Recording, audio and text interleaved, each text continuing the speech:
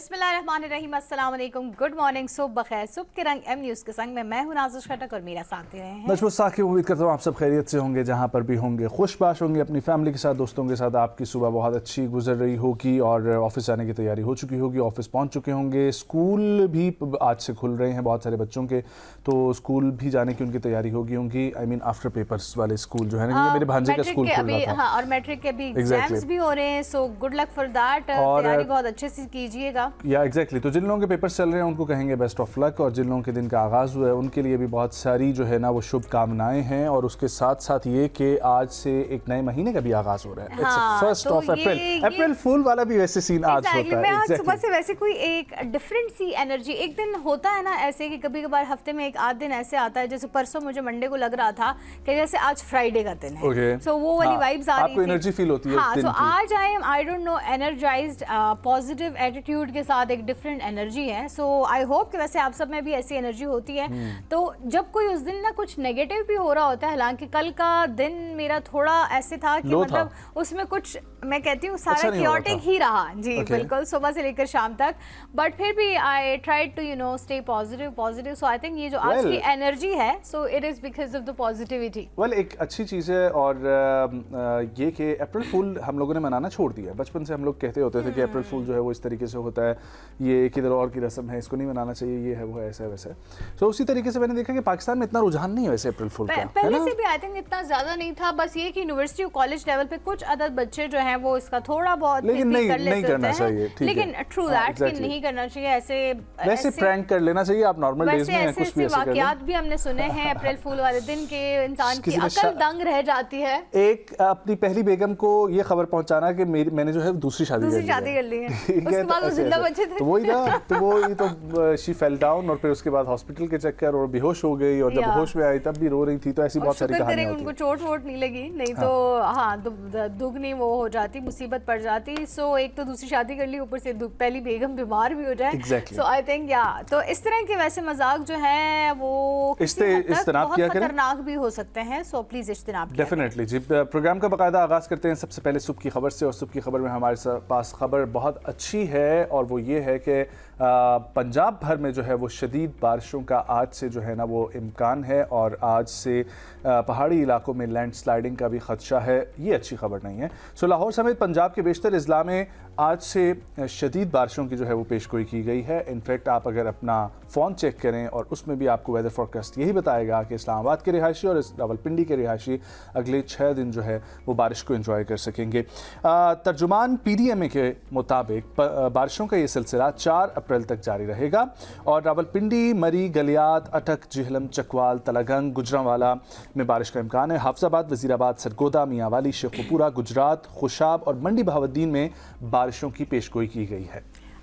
اچھی خبر تو ہے نجم کہ بارشیں ہو رہی ہیں، لیکن اس بار ہم نے یہ بھی دیکھا ہے کہ جو بارشیں ہو رہی ہیں وہ متواتر چل رہی ہے، اور حالانکہ صرف ایک آدھ رات جو ہے وہ برقرار رہی ہے، لیکن پھر بھی ایسا دیکھنے میں آ رہا ہے کہ اگر یہ بارشیں 3-4 دن اس کا دورانیہ رہا تو خطرناک بھی ہو سکتی ہے۔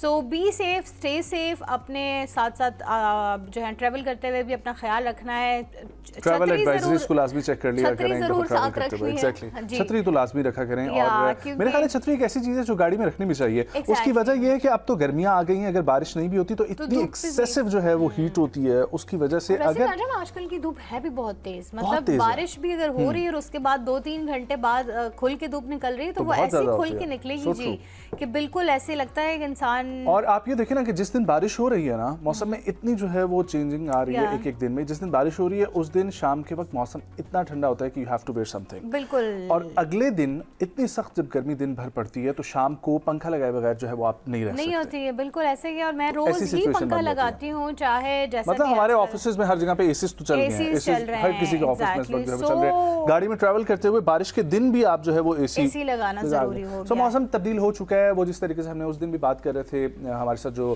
میٹرولوجی ڈپارٹمنٹ کے موجود تھے دانش صاحب، کہ इस दफ़ा गर्मियाँ डिले की ज़रूर है, लेकिन इसकी हिद्दत जो है, शिद्दत, उसमें इजाफा होगा। आगे बढ़ते हैं और अगली खबर शामिल करते हैं जो है वज़ीर आला KP के सुहेल आफरीदी से मुताल्लिक। मैं नजम का तज्जिया सुनना चाहूंगी, क्योंकि नजम जब आए थे तो आप इसी बारे में मेरे से बात कर रहे थे कि ये होना चाहिए, तो वो तज्जिया एंड में सुनने पहले स्मार्ट लॉकडाउन लगाने का फैसला जिस तरीके से वफाकी हुकूमत ने नहीं किया, उसी तरीके से सूबाई हुकूमत ने भी फैसला किया कि स्मार्ट लॉकडाउन नहीं लगाया जाएगा। वज़ीर आला KP के सुहेल खान आफरीदी ने कहा है कि स्मार्ट लॉकडाउन लगाने का फैसला नहीं हुआ। स्मार्ट लॉकडाउन पर सूबों की राय मुख्तलिफ है। आई डोंट नो सूबों की राय मुख्तलिफ क्यों है, ये ऐसे क्यों कह रहे हैं, क्योंकि वफाक की भी जो है ना वो राय सेम ही है। उन्होंने कहा कि हम कभी ऐसे किसी फैसले का हिस्सा नहीं बने जो आवाम पर बोझ बने। 1375 अरब रुपए से ज़्यादा NFC अवार्ड नहीं दिया जा रहा। अब गुफ्तगू इन्होंने इससे शुरू की थी, फिर आगे ये NFC अवार्ड की तरफ चले गए थे। सुहेल आफरीदी ने यह भी कहा कि पाकिस्तान को अमन के लिए किरदार अदा करना चाहिए। मुस्लिम दुनिया बहरान में हमेशा पाकिस्तान की तरफ ही देखती है। अच्छा, इस पर मेरी राय क्या है? हाँ जी, आप क्या चाहते हैं? स्मार्ट लॉकडाउन होना चाहिए? अगर होना चाहिए तो क्यों होना चाहिए, और अगर नहीं होना चाहिए तो क्यों नहीं होना चाहिए? ओके, वेल आई बिलीव कि स्मार्ट लॉकडाउन होना चाहिए। ठीक है, why is that so? Smart lockdown इस वजह से होना चाहिए कि जिस तरीके से जो हमारी इस वक्त की जो कफ़ायत शारी की एक मुहिम है ना, इस कफ़ायत शारी की मुहिम में वाज़ेह तौर पर अगर आप देखें, आपने एक सिलसिला चलाया जिसकी वजह से हार्डली जो है वो, अगर आपकी 100% कोई चीज़ इस्तेमाल हो रही है तो उसमें आपने 95% तक उसको ले आए हैं। ठीक है, और ये इम्पैक्ट आपने जो है ना वो एक लॉन्ग टर्म के लिए रखा हुआ है। अगर आप कुछ इस तरीके से सूरत हाल बनाएं कि 5-5 दिन का, एक हफ्ते का स्मार्ट लॉकडाउन हो, तो उसमें आप इसकी रेशो को जो है ना कफ़ायत शारी को 70% पर ले आएंगे एटलीस्ट, या 60% पर ले आएंगे, और फिर उसके बाद आप दोबारा से जो है वो ओपन करें स्मार्ट लॉकडाउन। 1-1.5 हफ्ता जो है वो चले। लेकिन हाँ, यहाँ पर ये भी देखना बहुत ज़रूरी है कि जो बिजनेस ऑनर्स हैं उनको काफ़ी नुकसान हो जाता है, बहुत नुकसान हो जाता है। उसमें छोटे बिजनेस को कभी नुकसान नहीं होता। इसी तरफ आपको पता है, छोटे बिजनेस को कभी नुकसान नहीं होता। लेकिन इस वक्त पाकिस्तान की मईशत थोड़ी सी बेहतरी की तरफ गई है, तो खैर ये बातें हैं सिर्फ, हाँ नहीं, मेरे ख्याल से थोड़ी बेहतरी बातें हैं। क्या चीज बेहतर हुई है? अच्छा, मुझे ये बताओ, बिजली महंगी हो रही है, गैस महंगी हो रही है, सब्जियां महंगी हो रही हैं, दूध महंगा हो रहा है, अंडे महंगे हो रहे हैं, मुर्गी महंगी हो रही है, बकरे महंगे हो रहे हैं, क्या चीज सस्ती है? लेकिन आलमी सतह पे आप तनाज़ात की वो सिर्फ और सिर्फ आपको नंबर्स का जो हेर फेर दिखाया जाता है, उसकी वजह से आपको लगता है कि चीजें सस्ती हो रही हैं। लेकिन मेरे ख्याल से अगर हम आलमी सतह पे जो चल रहा है उसको मद्देनजर रखें और देखें, तो मेरे ख्याल से उस लिहाज से Pakistan is playing better at this situation. अच्छा, एक और चीज़ पूछना चाह रही थी कि अगर हम लोग स्मार्ट लॉकडाउन की तरफ जाते हैं तो क्या होटलिंग बंद होगी कि नहीं? होटलिंग, वेल यू मीन रेस्टोरेंट्स? हाँ, रेस्टोरेंट्स ऑब्वियसली बंद होंगे। जब एक को सिलसिला रखना है तो उसमें रखेंगे। इनफैक्ट गवर्नमेंट इस चीज़ के बारे में सोच रही है कि वीकेंड पे जो है वो किए जाएं बंद रेस्टोरेंट्स, और बाज़ार जो हैं, मॉल्स जो हैं, उन पर भी जो है रिस्ट्रिक्शंस लगाई जाएं। अगर ये पॉसिबल हुआ तो फिर शायद आई थिंक पॉसिबिलिटी है कि थोड़ी बहुत हम बचत भी कर सकते हैं। लेकिन क्योंकि आजकल जितना होटलिंग का रुझान बढ़ गया है और जितना ज़्यादा लोग घरों से बाहर खाना खाने के शौकीन हो गए हैं, ट्रैफिक भी उसी वजह से बहुत ज़्यादा हो जाती है। लेकिन अगर इस भी चीज़ पे थोड़ा सा कंट्रोल किया जा सकता है तो मेरे ख्याल से फिर, क्योंकि सिर्फ तालीमी इदारे बंद करने से, ऑफिस बंद करने से कभी भी कुछ नहीं हो सकता। आगे बढ़ेंगे जी। और जंग बंदी के लिए पाकिस्तानी कोशिशों पर ईरानी सफीर का एक अहम बयान सामने आया है। उनके मुताबिक पाकिस्तान में जो तैनात ईरानी सफीर हैं रज़ा अमीरी साहब, उन्होंने पाकिस्तान की कोशिशों को सराहा भी है, और एक्स पर एक पोस्ट उन्होंने शेयर की है कि पाकिस्तान जैसे दोस्त और बरादर मुल्क की जानिब से अमेरिका इजराइल की ईरान के खिलाफ जारहियत रोकने और खित्ते में अमन और इस्तेहकाम बहाल करने के लिए नेक नियती, मस्बत इक़दाम और सफारती कोशिशों को बेहद सराहते हैं। ईरानी सफीर ने कहा कि यहाँ चंद निकात पेश करूँगा जिन्हें मैं आइंदा थ्रेडर्स में बयान करूँगा। अब उन्होंने कुछ पॉइंट्स जो हैं वो बोले हैं, अब उस पॉइंट्स पे वो एक्सप्लेनेशन देंगे। लेकिन इस वक्त जो अच्छी चीज़ हमें नज़र आ रही है कि पाकिस्तान जो मीडिएटर का किरदार अदा करने की तरफ बढ़ रहा है, उसको ईरानी जो अवाम है और ईरानी जो डिप्लोमेसी है वो भी सराह रहे हैं। आगे बढ़ते हैं और आपको बताते हैं एक दिलचस्प न्यूज़, और वो क्या है जी? अमेरिका में एक सीरियल रिकॉर्ड शिकन, जो कि इससे पहले भी रिकॉर्ड यही जो है वो कायम कर चुके हैं और ख़ुद को मिस्टर वर्ल्ड भी वो डिक्लेयर कर चुके हैं, ने इस सफल्ट पर 69 मील फी घंटे की रफ्तार पर स्कीइंग करके नया रिकॉर्ड बना डाला। अब ये रिकॉर्ड क्या है? रिकॉर्ड ये है कि जी इन्होंने इनको एक पार्किंग लॉट में एक गाड़ी से बांधा गया और इन्होंने रस्सी की मदद से 69 मील फी घंटा की रफ्तार से उसको खींचा है, which is a very high speed. इससे पहले भी ये रिकॉर्ड जो है वो बना चुके हैं, इसी रिकॉर्ड को अब इन्होंने दोबारा ताज़ा किया है और उससे ज़्यादा जो है वो रफ्तार के साथ किया है।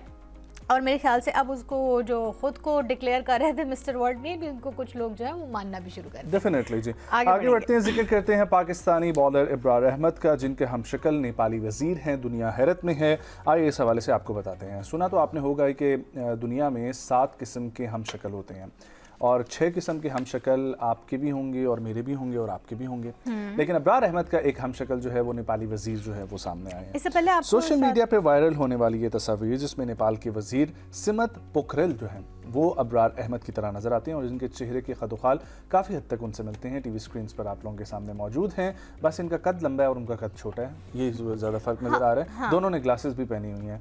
अल्लाह की तरफ से इनकी जो है ना ग्लासेस भी फेशियल फीचर्स अल्लाह ने बिल्कुल जो है वो सेम रखे हुए हैं और ऐसा महसूस होता है कि इनको भी अगर वही लिबास पहना दिया जाए और सर पे टोपी पहना दी जाए तो ये उनकी तरह नजर आएंगे, और अगर उनको जो है वो पाकिस्तानी किट पहना दी जाए तो वो इनकी तरह नजर अहमद के नजर आएंगे। अच्छा, आपके साथ कभी ये हुआ है कि इंसिडेंट्स के आप जो है अपने हमशक्ल की आपको किसी ने पिक्चर भेजी हो या आपको ये बताया गया हो कि आप फलाने की तरह दिखते हैं? मेरी जी ख्वाहिश रह गई है कि मैं फलाने की तरह दिखने वाला जो है वो सीन बिल्कुल है कि फलां की तरह।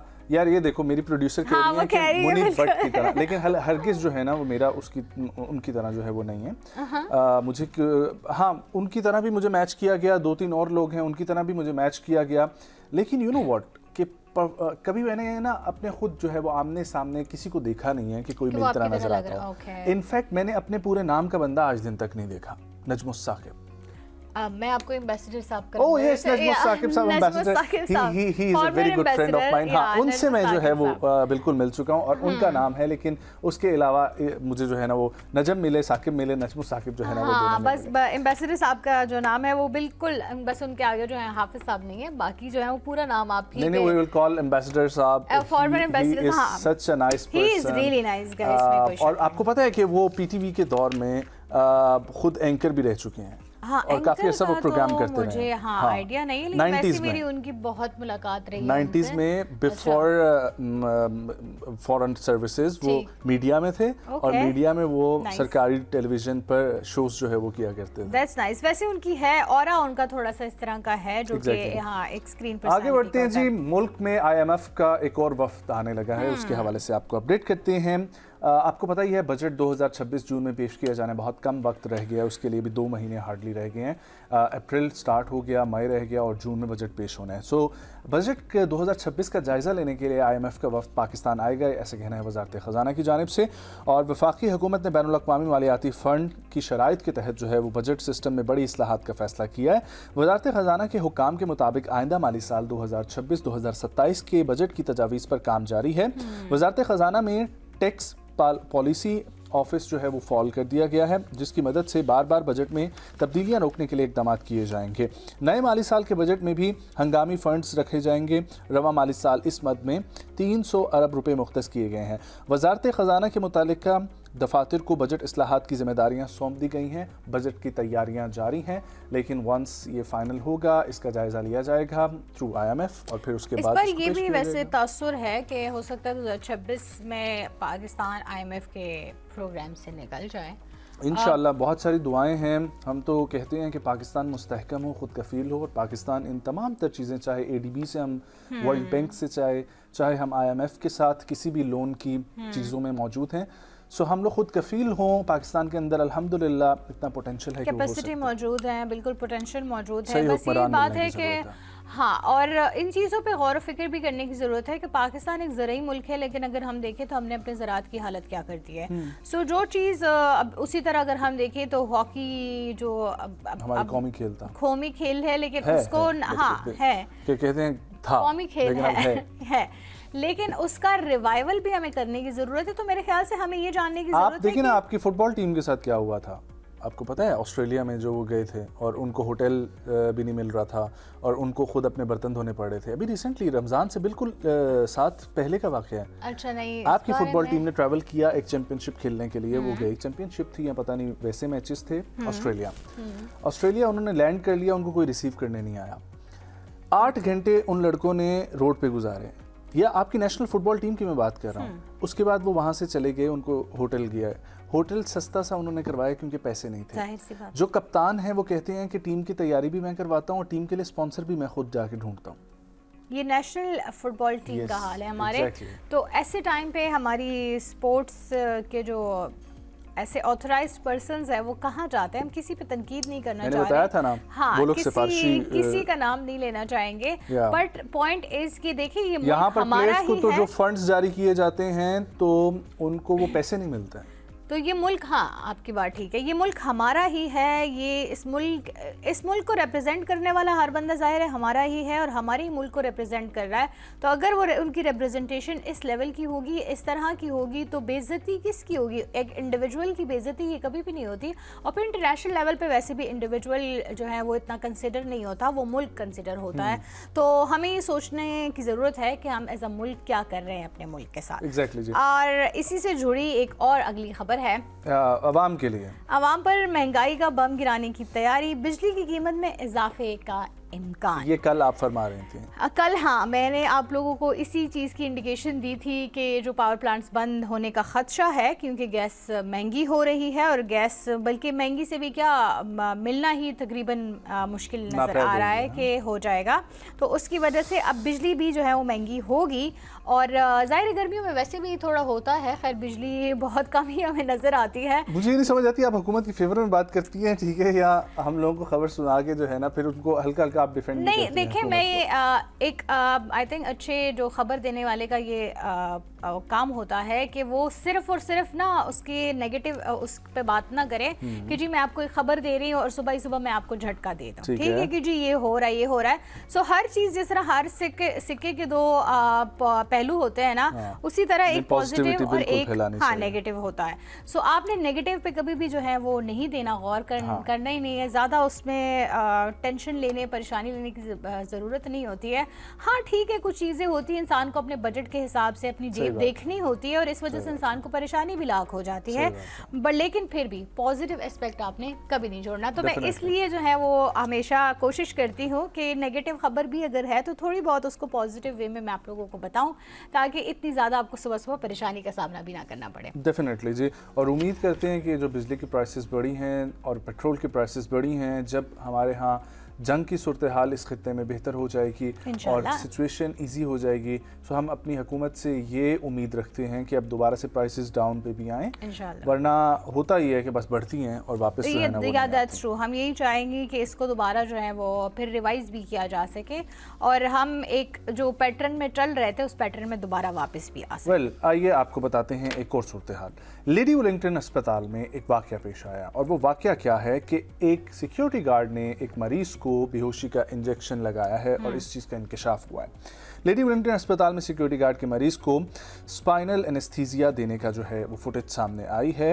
اسپتال کی فوٹیج سامنے جو آئی اس کے بعد حساس طبی عمل غیر تربیت یافتہ شخص سے کروانے پر جو ہے وہ سنگین سوالات اٹھ گئے ہیں, جس پر اسپتال انتظامیہ کی مبینہ غفلت بھی سامنے آتی ہے اور غیر متعلقہ شخص کو آپریشن تھیٹر تک رسائی دینے کا یہ جو معاملہ ہے یہ انتہائی خطرناک ہے. ہاؤ از اٹ پاسبل, یہ کیسے ممکن ہوا ہے, کیوں ہوا ہے؟ میرا خیال ہے کہ وہ جو سیکیورٹی گارڈ تھا نا اس نے MBBS کیا ہوگا, لیکن آج کل آپ کو MBBS کی بھی صورتحال جو پتہ ہے, ڈاکٹرز کے پاس جاب نہیں ہے تو اس کو سیکیورٹی گارڈ کی جاب ملی ہوگی, اس نے وہ جابز آپٹ کی ہوں گی, پھر اس کے بعد اس کو ٹیکا لگانے کا بات آپ کی بالکل ویسے ٹھیک ہے, ہو سکتا ہے کہ یہ ہوا ہو, اور اگر ایسا ہوا ہے تو پھر تو میرے خیال سے اس میں کوئی برائی نہیں ہے, اور ہو یہ بھی پاسبل ہے کہ وہاں پر اس وقت کوئی موجود نہیں تھا, نہیں ہو بھی سکتا ہے, لیکن اگر ایسا نہیں ہے اور انہوں نے ٹیکا لگایا ہے تو یہ تو واقعی میں یہ والی خبر جو ہے اب وہ واقعی میں تشویشناک بھی ہے اور ہولناک بھی ہے. اس پر محکمہ صحت پنجاب نے لیڈی ولنگٹن اسپتال میں سیکیورٹی گارڈ کی جانب سے مریض کو بے ہوشی کا ٹیکا لگانے کے واقعے کا نوٹس لیا ہے اور اسپتال کے 4 سینئر کنسلٹنٹس اور 1 ہیڈ نرس کو معطل کیا ہے.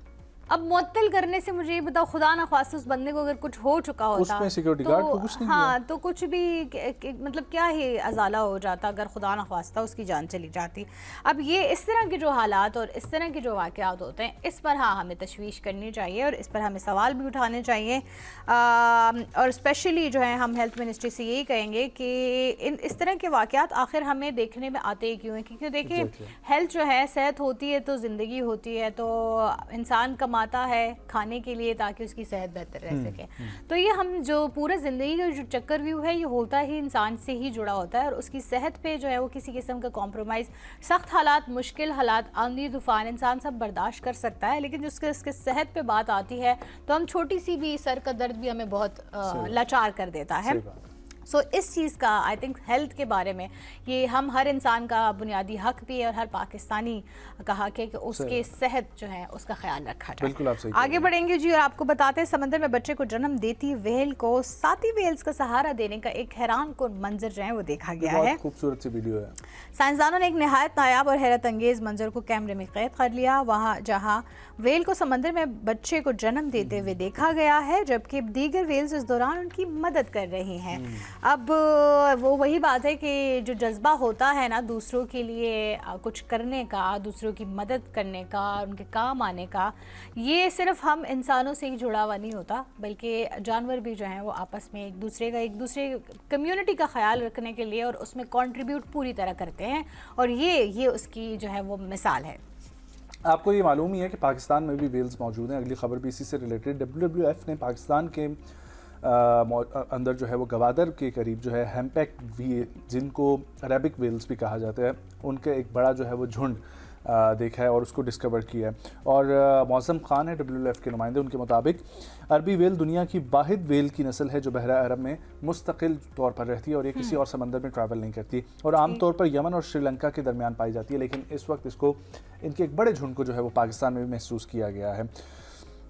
بہت سارے لوگ ویسے شوقین ہوتے ہیں, آپ کو پتہ ہے وہ ایز اے پیٹ جو ہے وہ ویل رکھتے ہیں. ہاں میں نے سنا تھا کہ کسی نے ایک بندے نے منگوائی تھی ہاں اچھا اپنے لیے ایز اے پیٹ رکھنے کے لیے, اینڈ آئی واز لائک ہاں ڈولفن تو بہت I think it's very common, لیکن میں نے یہ جب سنا ایگزیکٹلی میں نے جب یہ سنا میں نے بھی صرف سنا نا, یہی میں کہہ رہی ہوں. ہاں نہیں اس نے ایک چھوٹا سا آرٹیفیشل آئی تھنک تالاب ٹائپ, وہ چھوٹا سا تو نہیں ہوگا, چھوٹا سا کا مراد اب یہ بالکل نہیں ہے کہ بالکل اتنا چھوٹا سا ٹب, لیکن میں بھی جب حیران وہ سنا میں نے کہا یہ کیسے, اور انہوں نے اس بندے نے مجھے یہ بھی بتایا کہ ایک بندے نے جو ہے تو پتہ نہیں کتنے کروڑ روپے میں ایک ایسا سانپ تھا جو منگوایا کہ یہ مجھے چاہیے. میں نے کہا اس کو سانپ کا اتنا مہنگا کرنا کیا تھا, کہ اس نے اس کے لیے ایک گلاس کا بہت بڑا ایک وہ بنایا تھا کہ میں اس کو صرف ایز اے ڈیکوریشن رکھوں گا. ایگزیکٹلی شوق کا کوئی مول نہیں ہوتا, لیکن ایسا شوق, لیکن خیر کیا کہہ سکتے ہیں.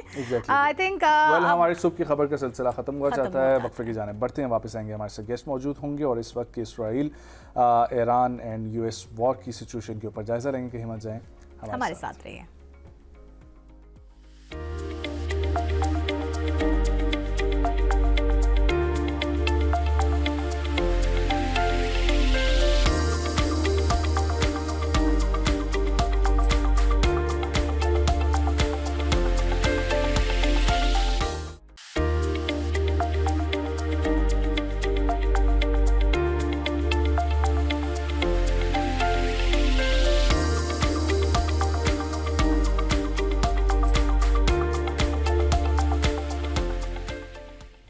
ویلکم بیک ناظرین, اور آج ہم بات کریں گے, اب 2 دن سے ہم اس چیز پہ بات کر رہے ہیں اس موضوع پہ کہ ایران اور اسرائیل کے بیچ جو تنازع ایک آیا اس میں امریکہ کا جو کردار ہے وہ کس حد تک تشویشناک رہا, بلکہ انہوں نے پہل کروانے میں بھی جو ہے وہ ایک جو چنگاری ہوتی ہے نا اس کو آگ دینے میں مدد دی اسرائیل کو, بلکہ بڑھکایا بھی. لیکن اس کے بعد ہم نے یہ دیکھا کہ اب تھوڑا سا امریکہ بیک فٹ پہ بھی جانا چاہ رہا ہے, لیکن ساتھ ہی ساتھ وہ یہ بھی کھیلنا چاہ رہا ہے کہ نہیں ہم ہی سپر پاور ہیں اور ہم جو کہیں گے, ہم جو چاہیں گے ویسا ہی اس دنیا میں ہوگا. لیکن اب ہمیں یہ دیکھنے میں آ رہا ہے کہ چونکہ ایران جو ہے وہ ہتھیار نہیں پھینکنا چاہ رہا اور وہ ڈٹ کے کھڑا ہے, اور ان کی جو آئی تھنک نکات ہے, ان کا جو ایجنڈا ہے وہ بھی بہت اسٹرانگ ہے اور وہ آئے دن مزید اسٹرانگ ہوتا جا رہا ہے. اور اسی کے پیش نظر ان کی جو ایک تحریک ہے اس کو آئی تھنک ختم کرنے کے لیے یا کم کرنے کے لیے, ان کے حوصلے پست کرنے کے لیے ہر قسم کا حربہ جو ہے وہ امریکہ اور اسرائیل اپنا چکا ہے, لیکن ان کے حوصلے پست نہیں کر سکتے ہیں.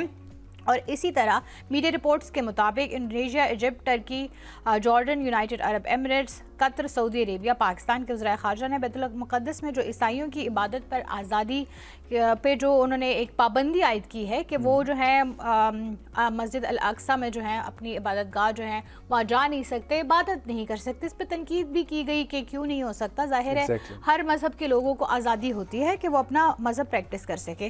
لیکن ساتھ ہی ساتھ اب بنجامن نیتن یاہو صاحب یہ بھی کہہ رہے ہیں کہ جی جتنے اہداف تھے اس جنگ کے, یاہو تک ٹھیک ہے صاحب نہ ہی لگائیں تو ہاں جی, تو نہیں میں نے کرٹیسائز کرنے کے اس میں یہ بولا کہ جی ان کا یہ کہنا ہے کہ جی ہمارے سارے جنگ کے جو اہداف ہیں وہ پورے ہو چکے ہیں. حالانکہ ان کی اور امریکہ کے درمیان اہداف کو لے کے بہت ساری ایک ہم نے یہ بھی دیکھی ایک چل رہی ہے کہ کوئی ایک کوٹ کرتا ہے, دوسرا کوٹ کر رہا ہے, تو آپس میں تو کم سے کم ایک پیج پہ آ جائے. تو یہ ساری وہ چیزیں ہیں جو یہ چیزیں بتا رہی ہیں کہ اب وہ ان کے پیر خود لڑکھڑا رہے ہیں لیکن وہ ماننے کو تیار نہیں ہے. اور اس پر بات کرنے کے لیے ہمارے ساتھ موجود ہیں ڈاکٹر عقیلہ آصف. السلام علیکم. انٹرنیشنل آئی آر کی ایکسپرٹ ہے, انٹرنیشنل افیئرس پہ ان کی رائے ہے. ان سے جاننا چاہیں گے کہ جو سچویشن ہے وہ کتنی مزید خطرے کی طرف گھنٹی بجا رہی ہے. ڈاکٹر صاحبہ السلام علیکم, امید ہے آپ خیریت سے ہوں گی. ڈاکٹر صاحبہ یہ فرمائیے بسم اللہ الرحمن الرحیم. وعلیکم السلام. چل رہی ہے اس میں آپ کیا دیکھتی ہیں کہ ایران کی طرف سے بھی ریٹیلیشن جاری ہے, اور ایران تو اپنی حکومت میں اپنی عوام کے ساتھ مخاطبوں کی یہ کہتے ہیں کہ 7 مہینے تک اگلے اگر ہمیں جنگ لڑنی پڑے تو ہم لوگ سسٹین کر سکتے ہیں. What about the real condition? ایک طرف آپ دیکھ رہی ہیں امریکہ کے اندر بھی احتجاج جاری ہو چکا ہے ڈونلڈ ٹرمپ کے اگینسٹ, جو وہ رجیم چینج کرنا چاہتے تھے. ایران میں خود ان کے رجیم چینج کی جو ہے وہ باتیں چل رہی ہیں. یہ سچویشن کس طرف جاتی ہوئی نظر آ رہی ہے, یہ بھی مد نظر رکھیں کہ پاکستان اس میں میڈیشن کا کردار بھی ادا کر رہا ہے. جی بہت شکریہ آپ کا, آپ نے مجھے اس پروگرام میں مدعو کیا. اس میں جو اس وقت سچویشن ہے وہ انتہائی گمبھیر ہے اور پیچیدہ ہے, اور ہم اس کو ایک سنگل لائن میں ہم اس کو بلیک اینڈ وائٹ میں ہم نہیں بیان کر سکتے, لیکن اس کے جو مختلف پہلو ہیں میں اس پہ ضرور بات کروں گی. پہلی بات تو یہ کہ یہ جنگ جو ہے وہ نیتن یاہو کے مشورے پہ صدر ٹرمپ نے شروع کی, اور یہاں تک کہ انہوں نے اپنے ملک کے جو لوگ ہیں, اپنے ملک کی جو پارلیمنٹ ہے یا ان کے جو لوگ ہیں ان سے بھی, کانگریس سے بھی انہوں نے مشورہ کرنا مناسب نہ سمجھا اور وہ جنگ میں کود پڑے. دوسرا جو امپورٹنٹ پوائنٹ ہے وہ یہ ہے کہ جتنی بھی عرب ممالک تھے وہ سب اپنے جو ان کو جو یہ شک تھا یا جو جس میں ان کو یہ بھروسہ تھا, بلکہ جس میں وہ پوری طرح سے امریکہ کے اوپر اعتماد کرتے تھے کہ وہ ان کی سالمیت اور ان کی حفاظت کریں گے, تو وہ بت بھی ٹوٹ گیا. تیسرا جو اہم پہلو ہے وہ یہ ہے کہ ابھی جو مذاکرات ہو رہے ہیں پاکستان میں, اور اس سلسلے میں بات چیت جاری بھی ہے, پاکستان کوششیں بھی کر رہا ہے, لیکن اس میں 2 نکات جو ہیں وہ بہت امپورٹنٹ ہیں. وہ یہ کہ اسرائیل کو کون لگام ڈالے گا, کیونکہ اگر امریکہ کے ساتھ کوئی بات چیت ہو بھی جاتی ہے, کیونکہ امریکہ تو سمجھ رہا ہے آپ کہ وہ ایک دلدل میں پھنس چکا ہے, اور وہ اس سے ان کو ایک فیس سیونگ چاہیے اور ایک وے آؤٹ چاہیے. لیکن بات دراصل یہ ہے کہ یہ تو انہوں نے نیتن یاہو کے کہنے پہ شروع کیا تھا, تو اب اسرائیل کو کون لگام ڈالے گا؟ اگر اسرائیل ایران پر حملے جاری رکھتا ہے تو پھر امریکہ کے پاس یا باقی دنیا کے پاس کیا جواز ہے کہ وہ ایران کو روک سکیں؟ تو یہ جو چیزیں ہیں یہ اس وقت بہت ہی مطلب ایک پیچیدہ صورتحال کو بیان کرتی ہیں. اسی طرح سے آپ یہ دیکھیں کہ ہمارے جو پڑوسی ملک ہے, جے شنکر صاحب جو ہیں وہ بڑے ایکٹیو ہیں, پاکستان کے خلاف بات کر رہے ہیں ہر جگہ پہ جا کے. ان کو پاکستان کا جو یہ جو اس وقت ان کا یہ رول جو پاکستان کا میڈیشن کی آپ نے بات کی ہے, تو یہ میڈیٹر کا جو رول ہے پاکستان کا وہ ان کو بہت تکلیف دے رہا ہے. اور اس میں ایک چیز اور بھی انہوں نے کی کہ مطلب ایک اس وقت دنیا جو ہے امن کی بات کر رہی ہے, چاہ رہی ہے کہ جنگ روکی جا سکے, کیونکہ اس سے صرف 2 ملک یا 3 ملک نہیں بلکہ پوری دنیا متاثر ہو رہی ہے کہ توانائی کا ایک بحران پیدا ہو رہا ہے، اور اس سے بہت سارے اس سے جڑے بہت سارے مسائل جو ہیں گمبھیر مسائل جنم لے رہے ہیں۔ تو اس میں بھی انہوں نے اپنی مکار ایک جو ہے وہ چال چلی، اور ایران کا جو جس میں تربیت مکمل کر کے ان کے لوگ واپس آ رہے تھے اس کو ڈبو دیا۔ تو یہ جو ساری صورتحال ہے اس وقت دنیا کے سامنے ہے، لیکن میں یہ کہوں گی کہ اس ساری صورتحال کو جب ہم ایک نظر میں دیکھتے ہیں تو اس میں پاکستان کا جو رول ہے وہ بہت مثبت ہے، اور پاکستان ہر حال میں چاہ رہا ہے کہ وہ امن اور سلامتی کی طرف دنیا کو لے کر جائے۔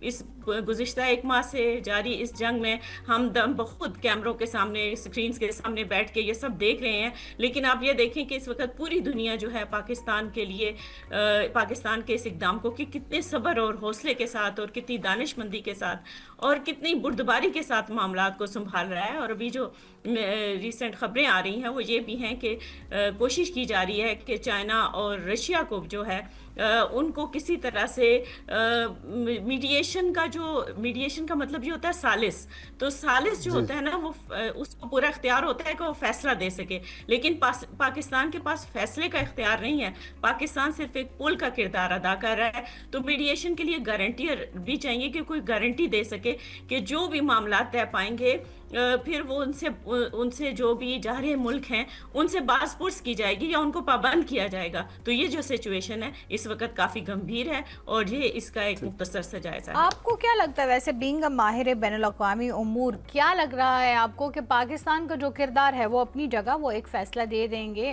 کچھ لوگوں کی موجودگی میں، اس چیز پر یہ ہو جائے گا فائنل کہ یہ ختم ہو جائے گی اور یہ جو ریزرویشنز ہیں ان پہ عمل کیا جائے گا؟ لیکن ہم نے ماضی میں بھی یہ دیکھا ہے کہ انہی کی دوبارہ ہم نے جس کے ساتھ یہ معاہدہ طے پاتا ہے وہ اس کو توڑ دیتا ہے۔ اگر ایسی سچویشن کریٹ ہوتی ہے تو ہمیں کیا لگتا ہے کہ کیا ہوگا؟ دیکھیں، اگر بین الاقوامی اصول اور انٹرنیشنل لا کی دھجیاں بکھیریں گے تو پھر تو سمجھیں کہ یہ تو اب اخیر ہے نا، پھر اس سے آگے تو کچھ بھی نہیں۔ لیکن اگر دنیا جو ہے اس وقت ایک سنجیدگی کے ساتھ ان مسائل کو لیتی ہے اور وہ مل بیٹھ کے یہ ڈیسائیڈ کرتے ہیں کہ ہم نے اس مسئلے کو حل کرنا ہے، کیونکہ اس میں آہستہ آہستہ دیکھیں پوری دنیا اس کی لپیٹ میں آ رہی ہے۔ ابھی آپ یہ دیکھیں کہ ابنائے ہرمز ابھی تک بند ہے، اس کی وجہ سے کتنا بڑا معاشی بحران، صرف جنگ میں شامل یا جنگ سے جڑے لوگ نہیں متاثر ہو رہے بلکہ اس سے پوری دنیا متاثر ہو رہی ہے۔ دوسری طرف جو ہے زیلنسکی کا آپ دیکھیں کہ یوکرین خود رشیا کے ساتھ پرسرے بیکار ہے، لیکن دوسری طرف وہ اسرائیل کو جو ہے وہ مدد فراہم کرنے کے لیے تیار بیٹھا ہے۔ تو یہ معاملات جو ہیں اس طریقے سے تو حل نہیں ہوں گے جب تک کہ اس طرح کے نیگیٹیوٹی کو یا جارحیت کو روکا نہیں جائے گا۔ تو یہ چند ایک مثالیں ہیں۔ اگر ہم دیکھیں اس سے پہلے جو فلسطین میں سچویشن ہے، ٹھیک ہے، اس پہ اگر ہم نظر ڈالیں تو اس میں بھی یہی ہے کہ سیز فائر کا معاہدہ کیا گیا تھا کہ نہیں ہوگی دوبارہ، وہاں پہ لوگوں کو اپنا مذہب جو ہے وہ پریکٹس کرنے کی مکمل آزادی دی جائے گی۔ لیکن ہم نے دیکھا کہ تھوڑا ہی عرصہ گزرنے کے بعد اس کی وہی ان کی ہٹ درمی شروع ہو گئی اور انہوں نے واپس فائر کھول دیے، لیکن کوئی ان کا کچھ بگاڑ نہیں سکا، کوئی ان کا کچھ کر نہیں سکا۔ جی بالکل، میں یہی بات میں کر رہی ہوں۔ جی بالکل، میں یہی بات کر رہی ہوں کہ دیکھیں اب اگر آپ ایران کو کہتے ہیں کہ وہ مذاکرات کے لیے آئے، ایران نے بالکل واشگاف الفاظ میں کہا ہے کہ وہ کوئی مذاکرات نہیں کریں گے۔ اس کی وجہ کیا ہے؟ اس کی وجہ یہی ہے کہ انہوں نے بار بار بدعہدی کی اور ان کی جو ٹاپ جو ان کی لیڈرشپ تھی اس کو دھوکے سے مروا دیا گیا، اور ہر طرح کے بین الاقوامی جو اصول ہیں سفارتکاری کے اور اس طرح کی بات چیت کے ان کو بالائے طاق رکھا گیا۔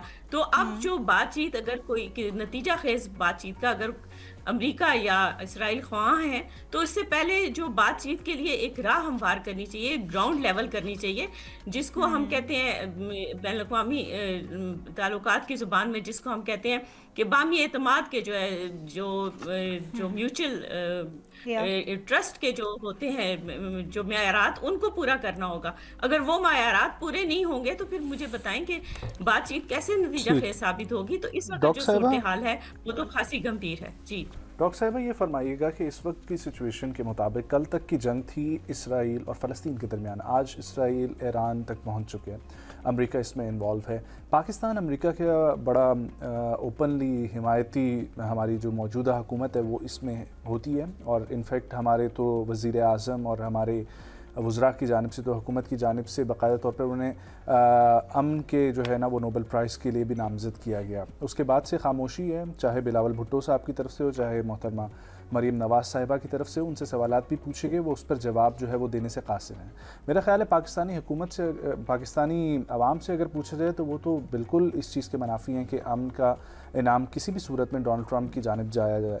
لیکن پاکستان اس وقت میڈیشن کا کردار بھی ادا کر رہا ہے, امریکہ کی حمایت بھی بہت ساری جگہوں پر حاصل کرتا ہے, اور ہمارے آپ دیکھتے ہی ہیں دورے جس میں جتنا خوشی سے ڈونلڈ ٹرمپ جو ہیں وہ اس وقت پاکستان کے وزیر اعظم کی تعریفیں کر رہے ہوتے ہیں, اور وزیر اعظم بھی پھولے نہیں سما رہے ہوتے اور بار بار ایکسیپٹ کر رہے ہوتے ہیں ان تعریفوں کو. یہ آپ ابھی ڈسکس ہم لوگ کر رہے ہیں ایران اور اسرائیل اور امریکہ کی جنگ, جس میں صورتحال یہ ہے کہ ہم لوگ ایک دوسرے سے بات کرتے ہوئے یہ پوچھ رہے ہیں کہ آیا اگر سیز فائر ہو جاتا ہے تو کیا شورٹی ہے کہ دوبارہ سے ایسی سچویشن نہیں ہوگی. ڈاکٹر صاحبہ, ان ساری سچویشن اور جتنا میں نے باتیں کی ان کو آپ مد نظر رکھیں, اور اس وقت خطے کی صورتحال کو دیکھتے ہوئے اگر آپ سے میں یہ پوچھنا چاہوں کہ اس چیز کی کیا شورٹی ہے کہ اسرائیل کا اگلا نشانہ پاکستان نہیں ہو سکتا, یا پاکستان کے ساتھ براہ راست جو ہے وہ اسرائیل کی جنگ نہیں ہو سکتی, جبکہ اسرائیل کے بنجامن نتنیاہو پرائم منسٹر اپنے خطابات میں, اپنے انٹرویوز میں ایران اور پاکستان دونوں کو تھریٹ جو ہے وہ مانتے ہیں, اور ایران کا پہلے وہ ذکر کرتے ہوتے تھے کہ ان کو ہم ختم کریں گے اور پھر اس کے بعد پاکستان رخ کریں گے. اور اگر ابھی چونکہ ایک اور یہ بھی چیز سمجھی جاتی ہے کہ براہ راست امریکہ کا ایران سے کوئی جنگی معاملہ اس وقت نہیں تھا, ڈونلڈ ٹرمپ کو ایپسٹین فائلز اور ڈونلڈ ٹرمپ کو اس وقت جو سچویشن ہے وہ بنجامن نتنیاہو اور اسرائیل کے پریشر پر جو ہے وہ یہ جنگ لڑنی پڑ رہی ہے. تو کل کو اگر وہی پریشر, وہی ایپسٹین فائلز, وہی بلیک میلنگ پاکستان کی اگینسٹ ہوتی ہے, تو اس چیز کی کون شورٹی دے گا؟ جو آج پاکستان اتنا ہنسی کھیل کے ڈونلڈ ٹرمپ کو امن پرائز بھی دے رہا ہے, امریکہ کا خواہاں بھی ہے, امریکہ کی بات بھی کر رہا ہے, وہاں پر دورے بھی کر رہا ہے, کل کو امریکہ بیک کرے گا پاکستان کی؟ دیکھیں, جو امن پرائز کی بات ہے یہ اس جنگ کی صورتحال سے پہلے تک کی بات تھی. جو ڈپلومیسی ہوتی ہے وہ ملٹی ڈائمینشنل ہوتی ہے, اور اس میں لمحہ بدلتی ہوئی یہ جو صورتحال ہے اس کے ساتھ ساتھ چیزیں چینج ہو رہی ہیں. ابھی میں نے آپ کو جیسے کہ اپنی بات چیت کے آغاز میں بتایا کہ جے شنکر جو ہیں, بھارت کے جو وزیر خارجہ ہیں, وہ جگہ جگہ جا رہے ہیں اور پاکستان کے خلاف زہر اگل رہے ہیں. تو یہ صدر ٹرمپ کے بیانات کو تو بدلنے میں دیر نہیں لگتی. تو یہ جو سچویشن ہے یہ پاکستان یقیناً اس سے آگاہ ہے اور اس کو مد نظر رکھے ہوئے ہے.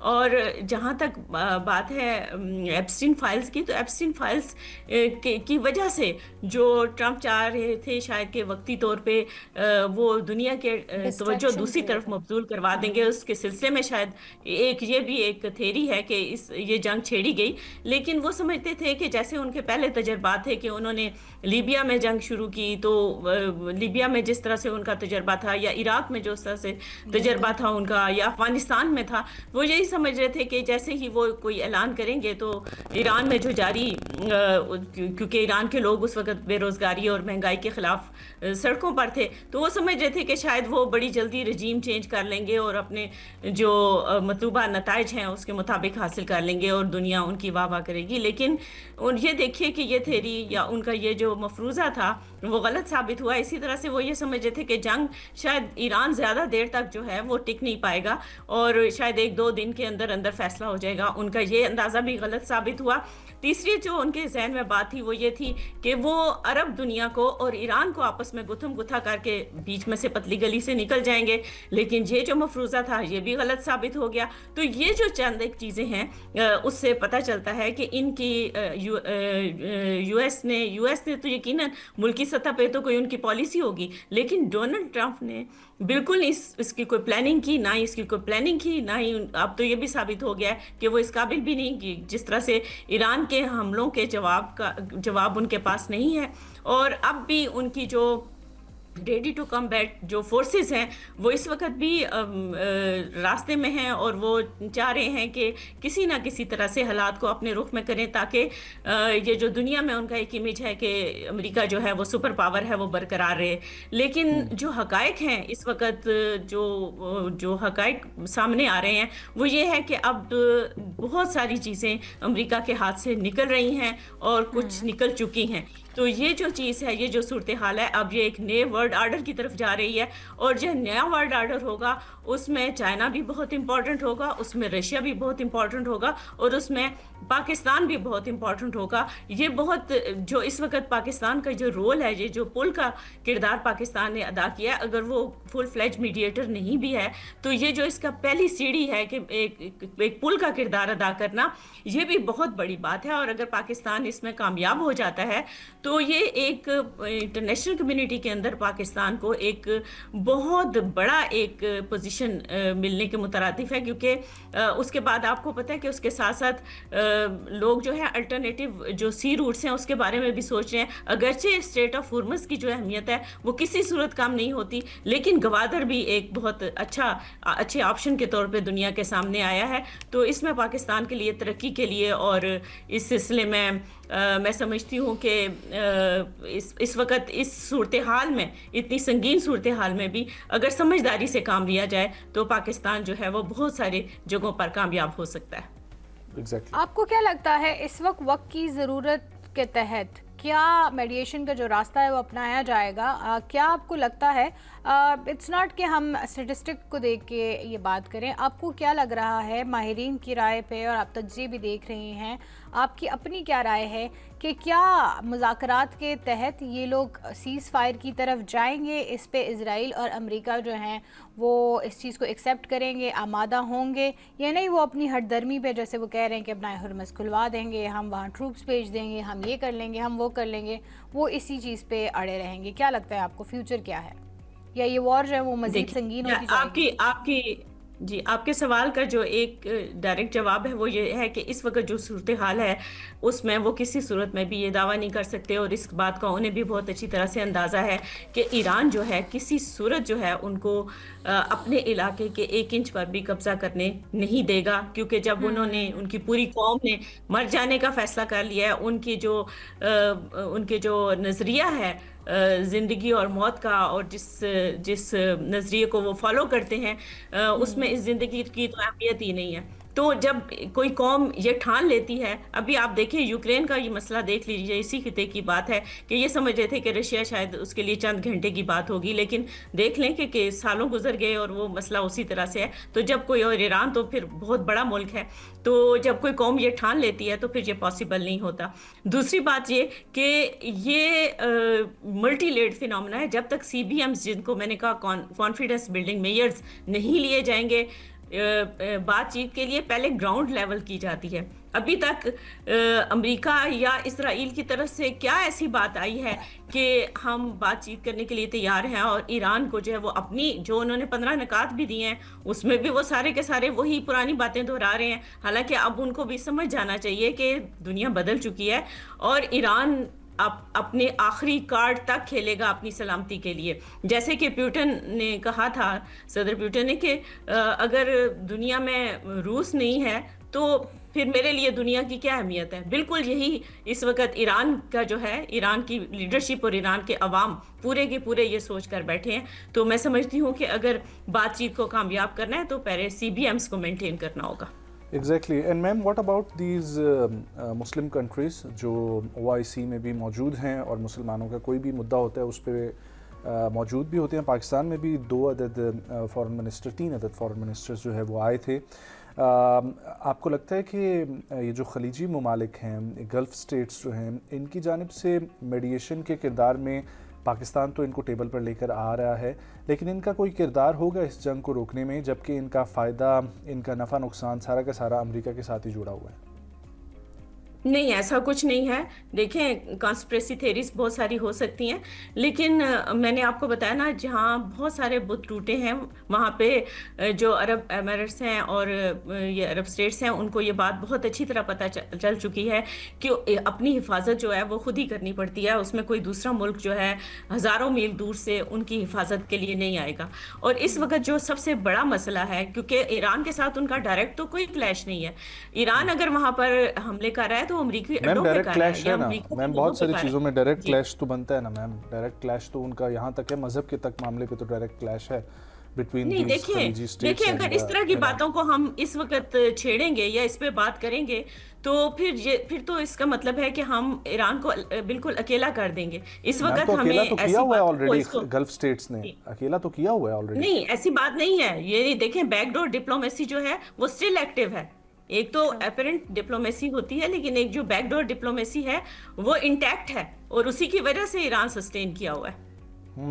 میم ویل بالکل آپ ٹھیک کہہ رہی ہیں, ٹھیک ہے, لیکن وٹ آئی بلیو کہ اس وقت ایران جو سسٹین کیا ہوا ہے اس میں صرف اور صرف ایران اور دوسرا پاکستان, ان دو ممالک کی ان کی آپس کی جو ہے وہ سچویشن کی وجہ سے ایران کا اپنا سسٹینیبلٹی ہے. ایران کی جو عرصہ دراز سے محنت تھی اپنے آپ کو خود کفیل کرنے, چاہے وہ فوڈ کے معاملے میں ہو, الیکٹرانکس کے معاملے ہوں, وار فیئر کے معاملے میں ہو, وہ آج اس کو سپورٹ کر رہی ہے, نہ کہ کوئی اور ملک جو ہے وہ سپورٹ کر رہا ہے. پاکستان میڈیٹر کا کردار ادا کر رہا ہے, پاکستان آن ٹیبل لے کر آ رہا ہے ان سٹیٹس کو, جس میں گلف سٹیٹس بھی ہیں, جس میں ایجپٹ جس طریقے سے آیا, جس طریقے سعودی عرب آیا, ٹرکش آئے, لیکن انفیکٹ پاکستان کو وہ ایک کنارے کر رہی ہے. قطر سے ریلیٹڈ اب ریسنٹلی خبر ہے کہ قطر نے ویزا آن ارائیول پاکستان میں پابندی لگا دی ہے. سو اس سے زیادہ اور کیا ہوگا. Well ma'am thank you so much. Doctor Aqeela Asif صاحبہ ہمارے ساتھ موجود تھیں اور آئر ایکسپرٹ, اور ہم لوگ گفتگو کر رہے تھے ایران اسرائیل اینڈ فلسطین, Iran Israel and U S کے معاملے کے اوپر. ول ٹیک اے بریک جی, ہیڈ لائنس کا وقت ہوا چاہتا ہے, واپس آئیں گے, کنٹینیو کریں گے ہمارے ساتھ.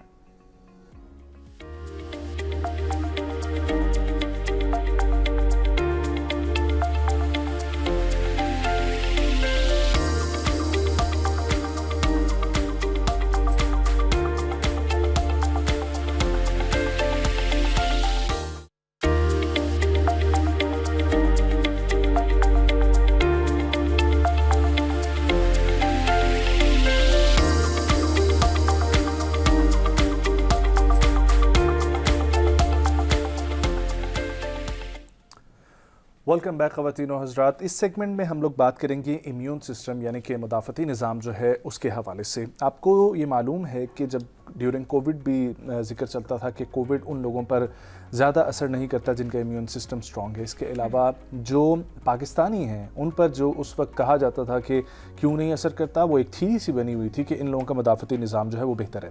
اب وہ تھیری کس حد تک رائٹ تھی یا رانگ تھی اس کے اوپر تو ہم گفتگو نہیں کریں گے, لیکن واقع میں اگر آپ کا امیون سسٹم سٹرونگ ہوتا ہے, آپ کا قدرتی طور پر جو ہے مدافعتی نظام اگر مضبوط ہوتا ہے, تو اس کی وجہ سے بہت ساری آس پاس کی جو بیماریاں ہوتی ہیں وہ افیکٹ کرتے وقت جو ہے وہ ٹائم لگاتی ہیں یا افیکٹ نہیں کرتی.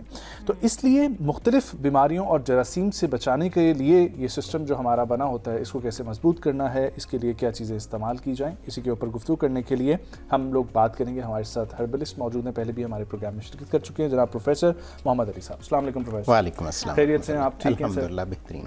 ذرا فرمائیے گا, ذرا سمجھائیے گا امیون سسٹم کے حوالے سے کہ ہمارے یہ کون سا حصہ ہوتا ہے باڈی کا, کیسے فنکشن کرتا ہے یہ. امیون سسٹم کو سمجھنے کے لیے ہمیں سمجھنا پڑے گا کہ یہ صرف ایک سسٹم نہیں ہے, ٹھیک ہے, it's a collection of systems, ٹھیک ہے, جس میں سٹارٹ ہوتا ہے ہمارا ڈائجسٹو سسٹم سے, because what we eat what we are, number one thing. اور ڈائجسٹو سسٹم اگر اسٹرانگ ہوگا تو جو ہم کھائیں گے وہ خون کا اچھے سے حصہ بنے گا.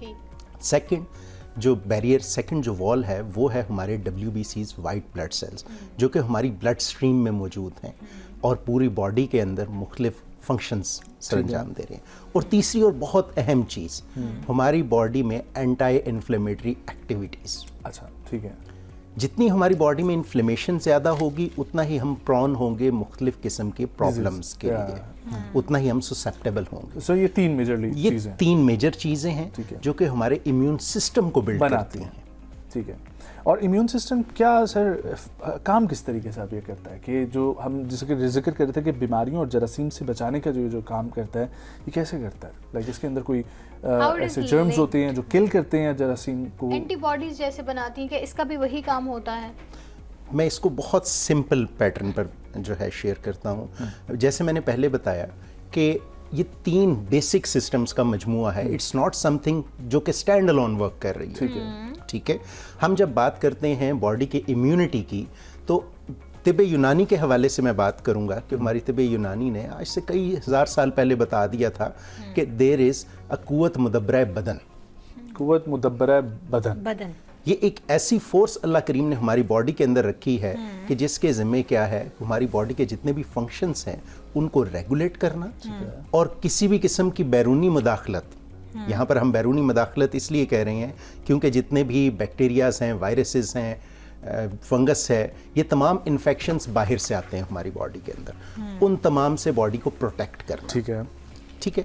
सो होता क्या है कि हमारी बॉडी में जब भी कोई एक्सटर्नल चीज़ इंट्रूड करती है, कोई भी एक्सटर्नल बैक्टीरिया है, वायरस है, जब वो इंट्रूड करता है तो हमारी बॉडी का एक डिफेंस मैकेनिज्म एक्टिवेट हो जाता है, जिसके बारे में अमूमन जो मॉडर्न साइंस है वो कहती है कि हमारे WBCs, वाइट ब्लड सेल्स, जिसमें T लिम्फोसाइट्स हैं ख़ास तौर पे, वो एक्टिवेट हो जाते हैं और उन एक्सटर्नल बॉडीज़ के ख़िलाफ़ एक डिफेंस फोर्स प्रोड्यूस कर लेते हैं, जिसकी वजह से हमारी बॉडी उस बीमारी से बेहतर तौर पे, मौसर तौर पे लड़ पाती है। इसको मज़ीद हम सिंप्लीफाई करें तो एक चीज़ जिसको हमने समझना होगा वो ये होगा कि हमारी हेल्दी डाइट पहला रोल प्ले कर रही है हमारी इम्यूनिटी को बिल्ड करने के हवाले से। और उसमें क्या डाइट होनी चाहिए? कौन से विटामिन्स का इस्तेमाल ज़्यादा कर सकते हैं, या कौन सी चीज़ें जो हैं वो ज़्यादा खानी चाहिए? ब्रिलियंट क्वेश्चन, बट इसको मैं मज़ीद ईजी करूँगा अपनी आवाम के लिए, अपने लोगों के लिए, कि हम सिर्फ विटामिन्स की बेस पर अपनी इम्यूनिटी को स्ट्रॉन्ग नहीं कर सकते। उसके लिए हमारा स्लीप साइकिल जो है बहुत इंपॉर्टेंट रोल प्ले करता है, हमारी डाइट हैबिट्स बहुत इंपॉर्टेंट रोल प्ले करती हैं, हमारी डेली मूवमेंट, एग्जैक्टली हमारी बॉडी की मूवमेंट उसमें बहुत अहम रोल प्ले करती है, क्योंकि हमारा सर्कुलेटरी सिस्टम जो है वो बेस कर रहा होता है हमारी एक्टिविटीज़ के ऊपर। हमारे फिजिकल एक्टिविटीज़ होंगी तो हमारा ब्लड सर्कुलेशन इन्हेंस्ड होगा, जिसकी वजह से जो हमारी वर्क फोर्स है जो कि वर्क करती है अगेंस्ट द डिजीज़, वो बेटर वे में परफॉर्म कर सकती है। तो विटामिन्स के ऊपर आए तो कहा जाता है इट्स विटामिन C, जो कि एक बहुत वाइटल रोल प्ले करता है हमारी इम्यूनिटी को बिल्ड करने के हवाले से, but it's not stand alone thing. तो हमें अपनी डाइट के अंदर कार्बोहाइड्रेट्स को मिनिमाइज करना चाहिए। जितने भी प्रोसेस्ड फूड्स हैं वो बॉडी के अंदर इन्फ्लेमेटरी प्रोसेस को एक्सेलरेट करते हैं, बढ़ाते हैं, तो उसको कम करना बहुत ज़रूरी है। अच्छा, ये विटामिन C, विटामिन D का हमारे मुदाफ़ती निज़ाम में ज़्यादा रोल होता है, राइट? हो तो हमें चाहिए कि हम वो वाले रिच फूड्स जो हैं वो इस्तेमाल करें, लेकिन अगर सपोज़ जो है, मैं आपको एक छोटी सी एग्जांपल देती हूँ, सपोज़ कोई फ़िश नहीं खाता तो उसमें ओमेगा 3 की कमी हो सकती है, राइट? उसी तरह अगर कुछ चीज़ें इंसान खाता ही नहीं है, ठीक है, और उनको उस चीज़ की कमी ऑलरेडी लाहक है, तो क्या सप्लीमेंट्स जो हैं वो खाना इसमें बेहतर हो सकता है? क्योंकि मैंने ये भी सुना है कि हाँ, सप्लीमेंट्स खा के आपके गुर्दे में भी मसाइल पैदा हो सकते हैं। So is it like okay? देखिए, मैं बड़ा क्लियरली कम्युनिकेट करूंगा, और बहुत ज़बरदस्त आपने क्वेश्चन किया to educate our people. Vitamins जो कि सिंथेटिकली हमें मिल रहे हैं, मिनरल्स जो सिंथेटिकली हमें मिल रहे हैं, they are not made for the body,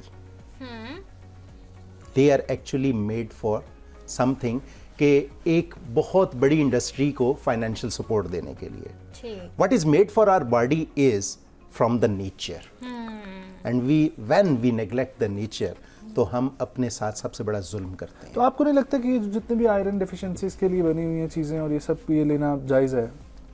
अच्छा, ये जायज़ ना जायज़ को हम साइड पे करते हैं, हाँ, मतलब इज इट राइट और not, is it right practice और नॉट, ठीक है? तो हेल्दी सिंपल इज, अब देखें, आपने बहुत अच्छे कैल्शियम के, बहुत अच्छे मैग्नीशियम के, बहुत अच्छे आयरन के, विटामिन C के सप्लीमेंट्स लिए, but your digestive system is not working well, तो आपका क्या ख्याल है, क्या वो बॉडी में एब्जॉर्ब हो पाएंगे? Obviously not. तो सबसे पहले तो गेटवे ठीक करना है, ठीक है? नहीं, अगर गेटवे ठीक है और वैसे आप ये लेते हैं, अगर गेटवे ठीक है और फिर आप ले रहे हैं, तो आप बॉडी के साथ एक जुल्म कर रहे हैं, जो कि नहीं होना चाहिए। क्यों जुल्म कर रहे हैं? क्योंकि एक नेचुरल मैकेनिज्म है, नेचुरल मैकेनिज्म को जब आप जब आप एनफोर्स्ड प्रोडक्ट्स देते हैं, तो हमारी बॉडी के अंदर ये जो कुव्वत मुदब्बरा बदन है, ये एक और काम बड़ा ज़बरदस्त करती है। जितने भी एक्सेसिव चीज़ें मिलती हैं हमें, उस तमाम को वेस्ट बना के निकाल देती है। सो अच्छा, लेट्स सपोज आपने, अब मैं जैसे आपने बताया कि जिस चीज़ की हमें ज़रूरत है हमारी बॉडी को, वो हमें खानी चाहिए, लेकिन कुछ लोगों को होती है एलर्जी, ठीक है? अब जैसे कोई आम नहीं खाता, अब ऐसे इंसान आप सोच सकते हैं जो आम नहीं खाता, आम कैसे कोई नहीं खाता, आम तो इज़ लाइक एवरीवनस फेवरेट, लेकिन कुछ लोग ऐसे होते हैं जिनको आम खा के मतलब या तो उल्टी फील होती है, या it's not suitable for their health. सो फिर व्हाट इज़ उसका अल्टरनेटिव क्या है? ऐसी चीजों का? पहले तो इसको समझने के लिए पहले तो आप इस चीज alternative- को समझेंगे कोई आम नहीं खाता। हाँ, पहले तो ये चीज वाकई में allergy है। चले ठीक है, हाँ। इट्स ओके, और इसको अगर समझ कोई लेते हैं fish नहीं कैटेगोरिकली। खाता, सी फूड मतलब नहीं खाता क्योंकि है। सी फूड खाने से उनको एलर्जी होती है या उनको सूट नहीं करता, सो फिर उसका मुतबादिल नट क्या है? जो है एलर्जी वो होती है, नट्स एलर्जी। जी ठीक बिल्कुल, है, देयर आर सेवरल थिंग्स जिसके हवाले से बॉडी में सेंसिटिविटी बाज़ का पाई क्रिएट जाती हो है। जाती है। ठीक है, अब ये सेंसिटिविटी कहाँ से क्रिएट हो रही है? आपने कहा कि आम खाने से नौजिया की फीलिंग होती है, आम खाने से हैवीनेस फील होती है, तो इट मीन्स कि first of all gut health का प्रॉब्लम चल रहा है। ओके, ठीक है, ठीक है। गट हेल्थ का प्रॉब्लम चल रहा है। अब जो भी चीज़ वो ले रहा है, ऑब्वियसली जब गट हेल्थ काम नहीं करेगी तो क्या करेगी, उसके खिलाफ कुछ ना कुछ रिएक्शन आएगा, रिस्पॉन्स आने की Right. जगह। So it is that reaction, okay, not the immune system problem. जो इम्यूनिटी के हवाले से हम देखते हैं कि हाइपर सेंसिटिविटी क्रिएट हो जाती है, या जिसे ऑटो इम्यून डिजीज कहा जाता है, it's something different then this. Okay. ठीक है, वो क्या है फिर? वो क्या है उसको उसका समझने के एलर्जी लिए। से ताल्लुक नहीं है कुछ भी। जी, allergy is something different and something you have taken and having some gut Reaction, problems, gut reaction, it's her different. Allergy का आप गट हेल्थ से ताल्लुक रखेंगे? हर एलर्जी का यहाँ पर हम नहीं रखेंगे, लेकिन मोस्टली जो डाइजेस्टेबल्स हैं I mean उसके digestive हवाले allergy, से, obviously. हाँ, I'm talking about डाइजेस्टेबल्स the- के हवाले जिस तरह से लोगों को ग्लूटेन एलर्जी होती है। एग्जैक्टली, ग्लूटेन मैं एलर्जी गोश्त इज नॉट। खा लूं तो मुझे बहुत मुश्किल पेश आती है, मैं हजम नहीं कर meat सकती। बीफ, allergy, बीफ ठीक है, से, बीफ हाँ, आप बहुत हजम नहीं special, कर पाती हैं, बिल्कुल। सो इट मीन्स कि आपकी गट हेल्थ ऑब्वियसली कंप्रोमाइज्ड है, नंबर वन। क्योंकि अल्लाह करीम ने स्टमक को बनाया किस लिए है कि जितनी भी एडिबल्स हैं उसको वो डाइजेस्ट करे, उसको वो ट्रांसफॉर्म करे to produce for bodies energy. ठीक हो गया। अब हम आते हैं ऑटो इम्यून डिसऑर्डर्स की तरफ। डाइजेस्टिव सिस्टम ठीक है, यहाँ से सारा कुछ ठीक डाइजेस्ट हुआ, हमारे ब्लड के अंदर कुछ ऐसे अल्लाह करीम ने फोर्स पैदा की हुई है जो कि हाइपर एक्टिव हो गई है, जो कि अपनी एक्टिविटी से ज़्यादा आगे बढ़ गई active हो गई है। है। अभी जो आपने बात की थोड़ी देर पहले कि बहुत सारे लोग वाइटामिन्स की तरफ जा रहे होते हैं बहुत ज़्यादा, तो उन वाइटामिन्स के एक्सेसिव इनटेक से Side effects इम्यूनिटी स्ट्रांग नहीं होती बल्कि ओवर एक्टिव हो Yeah. जाती है, हाइपर एक्टिव हो Okay. जाती है, जो कि इटसेल्फ एक प्रॉब्लम उसमें वेट गेन भी इनफैक्ट होता है लोगों एग्जैक्टली का। हाँ, कुछ लोगों का फूल वेट जाते गेन हैं भी या होता है, फूल बिल्कुल जाते ऐसा ही हैं। है, बिल्कुल आप Bloating ठीक कह हो रहे जाती है हैं। आपकी। ग्लूटेन के हवाले से हम बात करें तो ग्लूटेन एलर्जी बेसिकली हमारी बॉडी के अपने जो डिफेंस सेल्स हैं वो हाइपर एक्टिव हो जाते हैं। जिस भी किस्म की ग्लूटेन आती है तो बॉडी के अंदर उसका एक रिएक्शन आता है। ठीक। ठीक है। ठीक है, अच्छा, सो इट्स लाइक सपोज अब हमारी गट हेल्थ हो चुकी खराब, ठीक है, Okay. जो कि अब मोस्टली बहुत ज़्यादा रेशियो इस चीज़ का बढ़ भी चुका है, बहुत सारे लोगों की है। So what do we do कि हम सप्लीमेंट्स या इस तरह की चीज़ों की तरफ ना जाए, लेकिन बेहतर डाइट से या एक्सरसाइज से या कुछ ऐसी चीज़ों से हम उसको बेहतर करने की कोशिश करें। सो उसका प्रोसेस क्या होगा, किन और चीज़ों आपने से खुद भी हमारा जिक्र किया ना कि गट हेल्थ जो है it's a part of digestive system and digestive system is a part of immune. Even gut health की वजह से लोग एंजाइटी का भी शिकार हो रहे हैं। बहुत ज़्यादा, या बहुत सो ज़्यादा। व्हाट इज द प्रोसीजर कि हम उसको ठीक करें? Skin diseases. अच्छा, मेरी कोशिश होगी कि हम बहुत ज़्यादा ब्रॉड स्प्रेड ना करें इस ठीक है। टॉपिक को, हम इसको टू द पॉइंट, चीदा चीदा नॉट चीदा चीदा, हम इसको to the point step by step discuss कर Okay. लेते हैं, ठीक है। क्योंकि आप दोनों के इन दो क्वेश्चंस के अंदर 8 चीज़ें हैं। ठीक है। ओके, ठीक है, सो इन 8 एलिमेंट्स को हम ज़्यादा डेप्थ में नहीं जाते, लेकिन एक प्रॉपर पर्सपेक्टिव से समझ लेते हैं। ठीक है, सही। प्लीज बताएं। आपका पहला क्वेश्चन कि क्या काम करें हम ऐसे कि जिससे Gut health. हमारी गट हेल्थ जो बेहतर हो है सके, वो मजबूत बेहतर हो सके। सेकेंडली आपने एक बात कही कि गट हेल्थ के साथ क्या प्रॉब्लम्स हो रहे हैं, साइकोलॉजिकल इश्यूज आ रहे हैं। ठीक है, अब इसके ऊपर I have written something on my wall as well कि जिसके अंदर इस लूप को मैंने बड़ा डिटेल में डिस्कस किया है। मैं बड़ा कैटेगोरिकली थोड़ा सा यहाँ पर डिस्कस कर देता हूँ फॉर आवर ऑडियंस कि हो क्या रहा है। हम इस वक्त अपने लाइफस्टाइल की वजह से ज़्यादातर बीमारियों का शिकार हो रहे हैं, और इम्यूनिटी चूंकि आज हमारा टॉपिक है तो हमारी इम्यूनिटी इसकी वजह से बहुत ज़्यादा कंप्रोमाइज़ चल रही है। अभी हमने बात की स्लीप डिस्टर्बेंसेस। जब तक हम 7 से 8 घंटे की नींद नहीं लेते हमारी बॉडी का मेटाबॉलिज्म बैलेंस्ड नहीं चल पाता। ठीक। ठीक है, जिन लोगों की नींद कम होती है उन्हें स्नीजिंग की अक्सर शिकायत रहती है, फ्लू की अक्सर शिकायत रहती है, कैटरा की अक्सर शिकायत रहती है। ठीक है, अब वो क्यों है?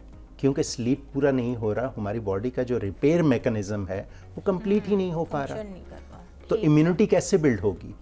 इम्यूनिटी ने तो उस वक्त काम करना है जब बॉडी अंदर से फुली हील्ड है, रिपेयर्ड है, ठीक है? So the first thing is your sleep. Okay. It plays a very vital role in your general health and combating the diseases in your body. ठीक है. दूसरी चीज, माकूलो मशरूब यानी हमारा खाना और पीना.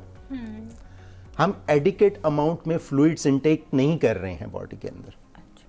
तो क्या हो रहा है? जो वर्क फोर्स, जो डिफेंस फोर्स मौजूद है, उसके पास इतना फ्लूइड नहीं है कि वो पूरी बॉडी के अंदर अच्छे से ट्रैवल कर सके. बॉडी की माइक्रो सर्कुलेशन डिस्टर्ब हो रही है, जिसकी वजह से बॉडी के अंदर इन्फ्लेमेशन जो है वो बढ़ रही है. अब इन्फ्लेमेशन जिस वक्त बढ़ेगी तो इम्यूनिटी वहाँ पे क्या कर सकेगी? इम्यूनिटी तो उस वक्त वहाँ पर अपना रोल प्ले कर सकेगी कि जब फ्लूइड आपका पूरा है, यानी ब्लड का वॉल्यूम पूरा है और माइक्रो सर्कुलेशन आपकी इनहैंस्ड है. माइक्रो सर्कुलेशन की बात चल रही है तो exercise is a must thing. अपनी बॉडी को 20 से 25 मिनट डेली के जरूर दें.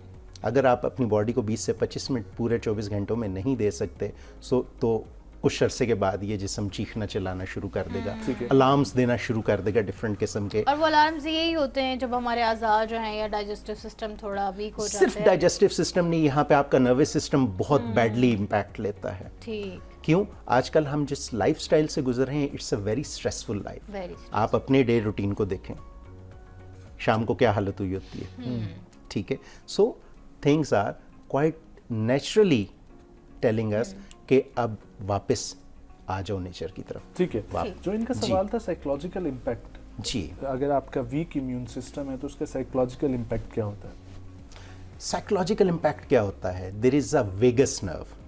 हमारे ब्रेन से एक नर्व डायरेक्टली आती है जो कि हमारे लंग्स, हार्ट और हमारे स्टमक को कंट्रोल करती है. जब वेगस नर्व के ऊपर प्रेशर आता है किसी भी तरह से, तो हमारा नर्वस सिस्टम उसकी वजह से बार बार स्टिमुलेट हो रहा होता है, और हाइपर स्टिमुलेशन की वजह से वो एग्जॉस्ट होना शुरू हो जाता है कुछ टाइम में.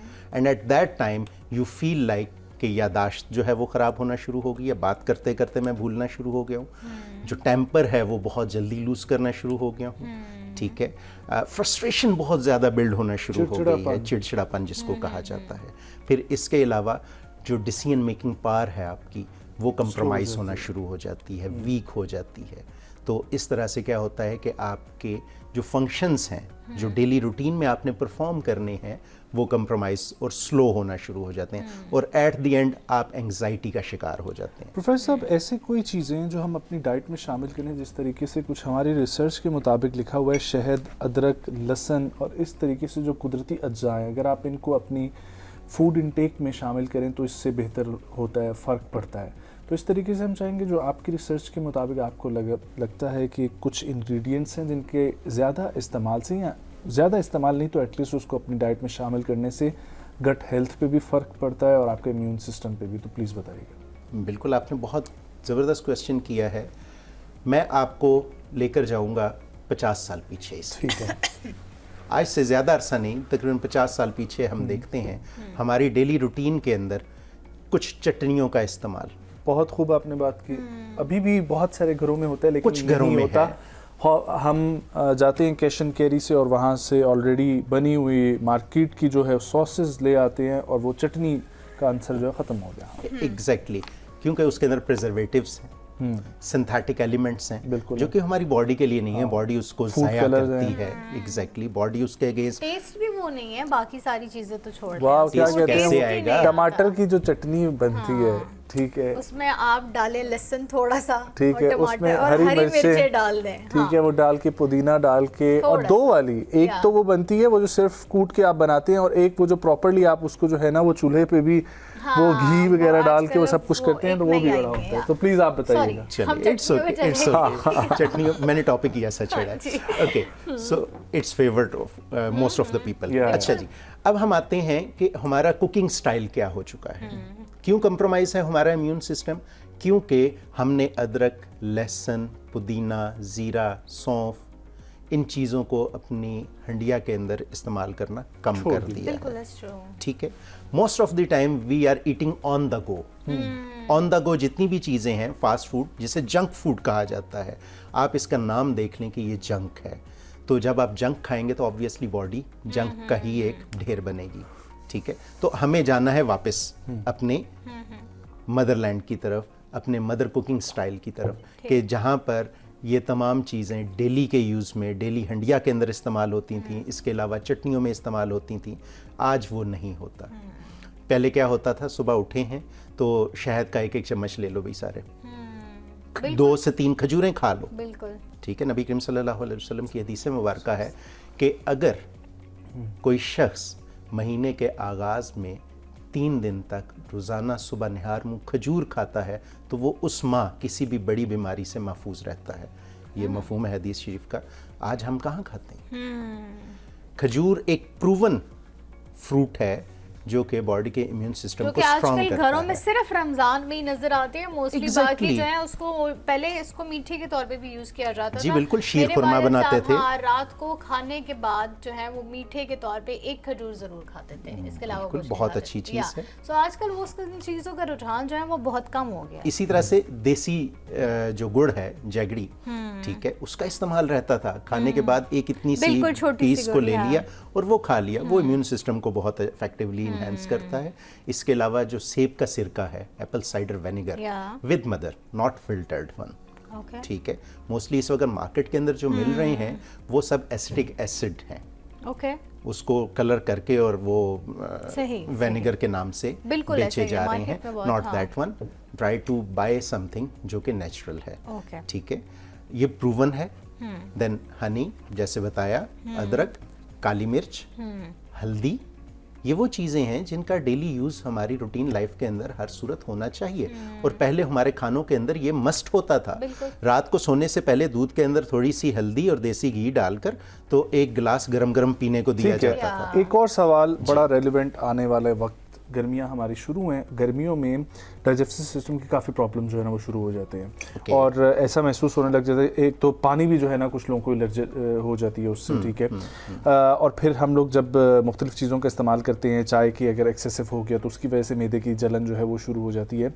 तो ऐसे कोई इंग्रेडिएंट्स जो हम अपनी रूटीन में शामिल कर लें कि आपका जिगर, मैदा जो है ये ठंडे रहें और आपका डाइजेस्टिव सिस्टम जो है ना वो किसी प्रॉब्लम का शिकार ना हो, गर्मियों में ख़ास तौर पे, क्योंकि फूड भी आपको जो है ना बहुत ज़्यादा फूड पॉइजन हो जाता है। अच्छा, यहाँ पर गर्म ठंडे की बहस से हम निकलते हैं। ठीक है। पहली चीज़ तो it's not something this much like कि जी गर्म क्या ठंडा क्या। तो वो तो जिस तरीके से कहा जाता है तुखमलंगा की जी तासीर वो होती है तो आप उसको लें तो वो ठंडा रखती है, ये वो जो इस तरीके से बातें होती हैं। अच्छा, मैं इसको जनरल पब्लिक के लिए कहता हूँ it's not your cup of T, ठीक है, ठीक है। ये आपके सोचने की चीज़ नहीं है। आपके सोचने की चीज़ ये है कि ऐसी क्या चीज़ है जो कि आपकी बॉडी को on the go healthy way में रन करती रहे अकॉर्डिंग टू द एटमॉस्फेयर, ठीक है। अब उसमें अगर एक बॉडी का मिजाज जो है वो सर्द है तो उसको ऑब्वियसली आप फिर सर्द चीज़ तो नहीं दे सकते। सही बात है, ठीक है। एक बॉडी का मिजाज जो है वो सफरावी है या गर्म खुश्क है तो उसको आप गर्म चीज़ें तो नहीं दे सकते, ठीक है। यही इंडिविजुअलिटी हमारी तिब्बे यूनानी में हमेशा सामने रखी जाती है, मद्देनज़र रखी जाती है। तो इस लिहाज से मैं 3 चीज़ें शेयर करूंगा यहाँ पर जो कि अपने मिजाज को मद्देनज़र रखते हुए कोई भी शख्स यूज़ कर सकता है। और अपने मिजाज को कैसे आइडेंटिफाई करना है उसको पहले हम देख लेते हैं। अगर आपको रेशा, बलगम, छींकें, खांसी, पेशाब की ज़्यादती बहुत ज़्यादा रहती है, आपको लगता है कि नॉर्मल लोगों से आपको यूरिन फ्रीक्वेंसी ज़्यादा है, ख़ास तौर पे नाइट टाइम में, तो इट मीन्स कि आप सर्द मिजाज के ज़्यादा करीब हैं, ठीक है, ठीक है। अगर आपको अक्सर प्यास बहुत ज़्यादा लगती है, घबराहट रहती है, थोड़ा सा भी मौसम गर्म हुआ पसीना बहुत ज़्यादा आना शुरू हो जाता है, तो इट मीन्स कि आपकी बॉडी जो है गर्मी की तरफ माइल है, ठीक है। तो ये 2 बेसिक चीज़ें हो गई। अब तीसरी, दोनों होता हो, इस दोनों का दोनों नहीं हो सकता, इट्स इम्पॉसिबल। 2 ऑपोजिट चीज़ें एक जगह पे कभी रह पाती हैं? 2 तलवारें एक नियाम में आ सकती हैं। लेकिन बात ये है ना, बहुत सारे लोग ऐसे होते हैं जिनको जरा सी सर्दी हो तो उनको सर्दी भी बहुत ज़्यादा महसूस होती है और जरा सी गर्मी हो तो उनको गर्मी भी बहुत ज़्यादा, गर्मी का पारा ये सेंसिटिविटी है। फिर now this is a medical condition, अच्छा, ठीक है, नॉट अ हेल्दी कंडीशन, ठीक है, ٹھیک ہے, میڈیکل کنڈیشن کو میڈیکلی ہی ڈیل کیا جائے گا. ٹھیک ہے. So right now we are talking about کہ جو اعتدال کے قریب ہیں یا صحت کے قریب ہیں لوگ. رائٹ ناؤ ایک ریسرچ ہمیں یہ بتاتی ہے WHO کی کہ there are 3 categories of health right now. One is completely diseased, one is completely health, and one is sub health category. اور right now 90% of the people are facing sub health category. ٹھیک ہے, تو ہم سب health category کو اس وقت discuss کر رہے ہیں تاکہ ہم اس کے حوالے سے اپنی باڈی کو, اپنے آپ کو ڈیلی روٹین لائف کے مطابق مینٹین کر سکیں, مینیج کر سکیں. تو جن لوگوں کو گرمی زیادہ لگتی ہے, پہلے ہم آتے ہیں اس کی طرف. اچھا, پودینہ لوگ سمجھتے ہیں ٹھنڈا ہوتا ہے, بٹ اٹس ناٹ. اچھا, پودینے کا اصل مزاج گرم خشک ہے. اچھا, لیکن اس کی جو انرجیز ہیں اس میں کولنگ انرجی موجود ہے. اوکے, ٹھیک ہے, جس کی وجہ سے جب آپ پودینہ لیتے ہیں you feel comfortable after that. گرمی میں آپ کو اچھا محسوس ہوتا ہے کیونکہ اس کے اندر ایک افیکٹ ہے, اس کا افیکٹ کولنگ ہے, لیکن الٹیمیٹلی اس کا مزاج گرم خشک ہے. وہ ڈائجیشن کو اپنی گرمی خشکی سے انہینس کرتا ہے. ٹھیک ہے. ٹھیک ہے, اب آ جاتے ہیں جن لوگوں کو محسوس ہوتا ہے کہ جی انہیں گرمی بہت جلدی ہو جاتی ہے, تیزابیت, جلن. اب تیزابیت جلن گرمی کی علامت نہیں, یہ بیسیکلی ایسیڈیٹی کی علامت ہے, باڈی میں ایسڈ کے بڑھ جانے کی. بالکل. تو اس کے لیے بہت زبردست چیز ہے سونف, فینل, اس کا استعمال ہونا چاہیے. بالکل ایسا ہی ٹھیک ہے. اچھا, اب گرمیوں کے حوالے سے سکنجبین پہلے بہت کثرت سے استعمال کی جاتی تھی ہمارے گھروں میں. آج it's a big question mark. We are using carbonated drinks, ٹھنڈا فریزر سے نکال کے ختم ہو گیا, ختم ہو گیا. بہت شکریہ پروفیسر محمد علی صاحب آپ کا. ہمارے پاس وقت کی قلت ہے, ورنہ یہ ٹاپک جتنا کھینچا جائے ہمارے سوالات بھی آپ کی باتوں سے نکل رہے. بہت شکریہ آپ کی آمد کی. خواتین اور ول ٹیک اے بریک, واپس آئیں گے ہمارے ساتھ ایک اور گیسٹ, ایک اور ٹاپک. ہمارے ساتھ رہیے.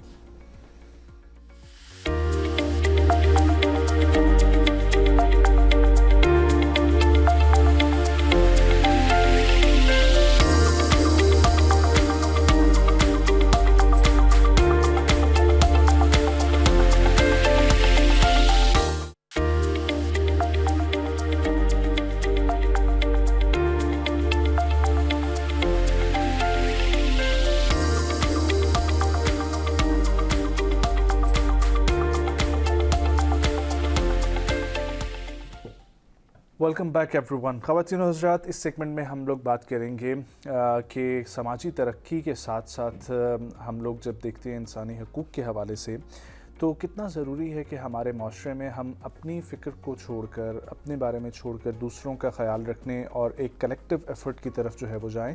اور یہ کلیکٹیو ایفرٹ کسی ایک چیز میں نہیں ہوتی, یہ ہمارے جو معاشرہ ہے اس کو بنانے میں جو مختلف عوامل ہوتے ہیں, اس میں جو کردار ہر ادارہ اپنی جگہ پر ادا کر رہا ہوتا ہے, ان سب کے ساتھ مل کر جو ہے وہ ایک معاشرے کی تشکیل دی جاتی ہے. اسی لیے آج ہمارے جو گیسٹ موجود ہیں ان کی یہ کوشش ہے جس کا نام انہوں نے رکھا ہوا ہے انسپائر پاکستان.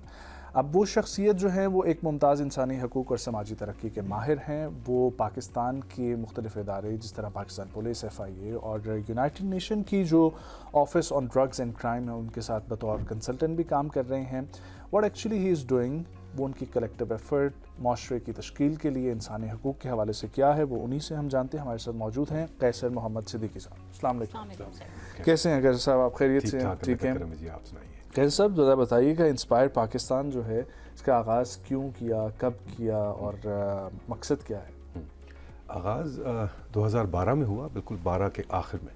اور ریزن یہی تھا کہ میں اقوام متحدہ کے ساتھ رہا موسٹلی اپنے کریئر میں, اور اس کے علاوہ جو ہمارا ڈیولپمنٹ سیکٹر ہے, NGO سیکٹر ہے, اس کے اندر کام کرتا رہا. تو معاشرے کو, سوشل ڈائنامکس کو کافی قریب سے دیکھنے کا اور لوگوں کی خدمت کرنے کا موقع بھی ملا, اور میرا اپنا مشاہدہ بھی رہا.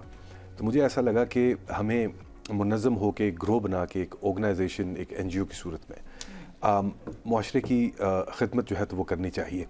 کیونکہ ہمارا معاشرہ اور کوئی بھی گیون معاشرہ جو ہے, میں سمجھتا ہوں کہ جس طرح آج کل کا دور ہے جس کے اندر انفرادیت اور انڈیویجولزم وہ کافی رائز پہ ہے نیچرلی, تو اس کے اندر اگر آپ کے پاس موقع ہے تو آپ کو آگے بڑھ کے معاشرے کی اصلاح اور ایک چھوٹی سی ہمت اور کوشش ضرور کرنی چاہیے کہ جہاں پہ تمام لوگوں کا ارریسپیکٹو کہ وہ کہاں کو بلانگ کرتے ہیں یا ان کا مذہب کیا ہے یا وہ کس چیز کے ماننے والے ہیں, کس چیز کے نہیں, بلا کسی تفریق کے تمام لوگوں کے لیے ایک ایسا ایفرٹ کرنی چاہیے, ایک ایسا معاشرہ کریٹ کرنے کی کوشش کرنی چاہیے کہ جس میں انسانی حقوق اور ایکوالٹی کی بنیادوں پہ ہر شخص اپنا کام کر سکے, اس کو مواقع فراہم ہوں, اس کو انصاف ملے, اس کو اس کا حق ملے. کیونکہ میں یہ سمجھتا ہوں کہ اگر اس چیز کو آپ ان the grand scheme of affairs میں دیکھنے کی کوشش کریں تو میرا خیال ہے ہمارے نبی پاک حضرت محمد صلی اللہ علیہ وآلہ وسلم, ان کے بہت احسانات ہیں ہماری امت کے اوپر. ان احسانات میں سے ایک سب سے بڑی جو ان کی ایفرٹ ہے اور جو ان کا احسان ہے وہ یہ بھی رہا ہے کہ انہوں نے ایک ٹوٹے ہوئے معاشرے کو منظم کر کے ایک خوبصورت مثالی معاشرہ بنایا, اور وہ انسانی حقوق کو انشور کرنے سے ہی بنا. تو میرا خیال ہے ایگزامپل بھی موجود ہے ہمارے پاس, ہمیں باہر کہیں جانے کی بھی ضرورت نہیں ہے. تو اگر ان چیزوں کو لے کے ہم چلیں گے تو مجھے ذاتی طور پہ میرے تئیں یہ لگتا ہے کہ ہم بحیثیت پاکستانی بھی تو یہ کچھ ایسی سوچیں تھی. سو کیسر صاحب, آپ کی جو نیش ہے ڈیولپمنٹ سیکٹر میں بھی وہ کیا ہے؟ کیونکہ جو آپ کی کنسلٹنسی کے کام ہیں وہ ڈرگز اینڈ کرائم سے ریلیٹڈ ٹو سیکیورٹی, زیادہ مجھے آپ کا کام جو ہے وہ یہاں پر نظر آ رہا ہے. اور آپ ہیومن رائٹس کے حوالے سے مختلف یونیورسٹی میں ایز اے فیکلٹی جو ہے وہ بھی جوائن کر چکے. تو اس وقت آپ کی نیش ہے کیا ڈیولپمنٹ سیکٹر میں؟ جی, ڈیولپمنٹ سیکٹر میں ہم زیادہ تر بیسکلی مختلف چیزیں ہیں. پروٹیکشن کے اوپر فوکس کرتے ہیں, لیکن protection not as in security, protection as in کے انسانی حقوق کی پروٹیکشن کے حوالے سے کہ کسی کا حق سلب نہ ہو. اور پھر ہم ایجوکیشن کی بیسس پہ بھی کچھ پروجیکٹس رن کرتے ہیں, بیسک پرائمری اور فارمل انفارمل ایجوکیشن سے ریلیٹڈ. اور ایف آئی اے اور پولیس کے ساتھ میری جتنی بھی کاوش رہی ہے وہ بیسکلی ایک بڑے فوکسڈ ایریا میں ہے, اوور آل سینس میں نہیں ہے. وہ ہیومن ٹریفکنگ کے اوپر ہے, migrant smuggling and human trafficking کے اوپر institutional capacity building of Pakistan police and also the F I A. کہ یہ جو ڈسپلن ہے اس کے اندر ہمیں پروسیکیوشن ہے, انویسٹیگیشن ہے, پریونشن ہے, یہ تمام چیزیں کس طرح سے کرنی چاہیے, کیونکہ ہم سب کو پتہ ہے کہ ایک کافی اہم ایریا آف ورک ہے فار پاکستان لا انفورسمنٹ کی اگر ہم بات کریں. جی, تو اس ایریا میں تو ہیومن ٹریفکنگ کا فوکس ہے, لیکن انسپائر کے کانٹیکس میں it's general protection of the basic human rights of the people. So what challenges do you have faced till yet? کیونکہ پاکستان کی اگر ہم بات کریں تو ہر علاقے کے, ہر دیہی علاقوں میں اسپیشلی زیادہ ڈائنامکس چینج ہو جاتے ہیں, رائٹ؟ اور انسانی حقوق کی اگر ہم بات کریں تو ہر جگہ ہی ہمیں بہت کچھ نظر آتا ہے. ایون وہ کچھ جگہوں پہ ایسے علاقے ہیں جہاں خواتین کی ایجوکیشن کو لے کے بہت مسائل پائے جاتے ہیں, ان کے کریئر کو لے کے بہت مسائل پائے جاتے ہیں. بہت ساری جگہوں پہ اگر ہم یہ دیکھیں تو چائلڈ میرج کا کانسیپٹ بہت زیادہ ہے, لیبر بچے جو ہیں وہ ان سے لیبرنگ کروائی جاتی ہے. سو موسٹلی آپ کو کیا کس چیز کا ریشیو, کس پرابلم کا ریشیو سب سے زیادہ نظر آئے, اور کون سے چیلنجز جو ہیں وہ سب سے زیادہ؟ دیکھیے, پرابلمس تو مینی فولڈ ہیں اور کافی زیادہ ہیں. ہم مال نیوٹریشن سے لے کے ہیلتھ کے ایریا سے لے کے ایجوکیشن کو اگر آپ دیکھیں, اور اس کے علاوہ جو بھی بیسک ہیومن انڈیکیٹرز ہیں ان کے اندر اگر آپ دیکھیں تو کافی پرابلمس کا شکار ہیں ہمارے لوگ. چیلنجز کی جہاں تک بات کریں تو ایک چیلنج سب سے پہلے جو کہ بہت زیادہ ہم نے فیس کیا اور کرتے رہتے ہیں وہ lack of awareness with in the community ہے. کمیونٹیز جو ہیں ان کو خود نہیں پتہ کہ کیا یہ میرا حق ہے یا نہیں, اور اگر ہے تو میں اس کے لیے آواز کیسے اٹھاؤں گا, یا کس سے مانگوں گا, یا کس کے پاس جاؤں گا, یا اس قسم کی جو چیزیں ہیں. تو میں سمجھتا ہوں ہماری بحیثیت سوسائٹی جو پرائیورٹیز ہیں وہ بالکل ڈفرینٹ ہوئی ہوئی ہیں. اوپر سے نفسا نفسی کا دور ہے اور غربت ہے. تو ایک عام انسان جو ہے وہ صرف اپنے پورے دن کی کمائی کے اندر اتنا فوکسڈ ہے کہ اس کے پاس تو باقی طرف دیکھنے کا بھی وقت نہیں ہے. تو وہ ان چیزوں کو اپنا حق سمجھنے کی بجائے کوئی لگژری ٹریٹ کیا جاتا ہے. اب جس طرح تعلیم ہے, مثال کے طور پہ بنیادی تعلیم جو ہے وہ لگژری نہیں ہے, وہ ایک بنیادی انسانی حق ہے اور اسٹیٹ کی ذمہ داری ہے کہ وہ اس کو فراہم کرے. لیکن چونکہ وہ کانسیپٹ اس طریقے سے امپلیمنٹ نہیں ہوتا, اس کی وجہ سے لوگ مجبور ہو جاتے ہیں پرائیویٹ ایجوکیشن کی طرف, اور وہاں پہ بات افورڈیبلٹی کی آ جاتی ہے. تو پھر جو جتنا افورڈ کرے گا وہ اتنے بہتر اسکول میں اپنے بچوں کو ڈالے گا. تو تفریق تو ہم خود ہی کریٹ کر رہے ہیں اپنے معاشرے میں, اپنی ینگ جنریشن کے اندر. تو یہ کچھ ایسی چیزیں ہیں, خاص طور پہ اویئرنیس کمیونٹیز کی اگر بات کریں, جیسے جنسی تشدد ہے, خواتین کے خلاف تشدد ہے, اس قسم کی کچھ ایریاز ہیں, ان کے اندر بھی ہمیں کافی زیادہ پرابلم آتی ہے لوگوں کو اویئر کرنے میں اور یہ سمجھانے میں کہ مثال کے طور پہ اگر ڈومیسٹک وائلنس کی بات کریں تو ایک شخص جو ہے وہ اگر اپنی بیوی پہ کوئی بھی وربل, فزیکل یا سائیکولوجیکل ظلم کرتا ہے تو ہم اپنی بیٹیوں کو اگر یہ سکھاتے ہوئے ابھی بھی یہ وقت گزاریں گے کہ تم شادی ہو کے اس گھر میں جا رہی ہو, تمہاری میت ہی اس گھر سے نکلنے چاہیے, تو پھر وہ اپنے حقوق کے اوپر وہ سمجھتی رہے گی کہ یہ میری قسمت ہے جو بھی میرے ساتھ ہو رہا ہے, رادر دین کہ ایسا میرے ساتھ نہیں ہونا چاہیے. میں بھی ایک انسان ہوں, مجھے بھی اللہ نے بنایا ہے, میرا بھی حق بنتا ہے کہ مجھ سے عزت, تمیز اور طریقے سے بات کی جائے. سو یہ وہ ایریاز ہیں جن کے اوپر جب ہم بات کرنا شروع کرتے ہیں تو کمیونٹیز کی طرف سے کنزرویٹو ہونے کی وجہ سے یا due to any given reason ہمیں بہت زیادہ جسے کہتے ہیں کہ ریزسٹنس کا سامنا بھی کرنا پڑتا ہے. ٹھیک ہے سر, یونائٹڈ نیشن سے ریلیٹڈ جو آپ کام کر رہے ہیں ڈرگس کے حوالے سے خاص طور پہ, سو اس میں پاکستان کی ریشو کو آپ کس طریقے سے دیکھتے ہیں, اور انسپائر پاکستان یا آپ خود جو ہے وہ کیا اس وقت انیشیٹو لے رہے ہیں اور کیا کام ہو رہا ہے؟ جی اچھا, ڈرگس کے اوپر تو اسپیسیفک کوئی فوکس میرا نہیں ہے. وہ تو ہیومن ٹریفکنگ کا, جیسے میں نے آپ کو کہا کہ وہ ہے, وہ ڈرگس کا تو ایک علیحدہ سیگمنٹ ہے, علیحدہ کمپوننٹ ہے. لیکن اگر اوور آل بحیثیت پاکستانی اگر چیزوں کو دیکھا جائے تو نیچرلی یہ ایک ایسا الارمنگ ایریا ہے جو تھوڑا سا ابھی بھی میں سمجھتا ہوں کہ ڈھکا چھپا ہے.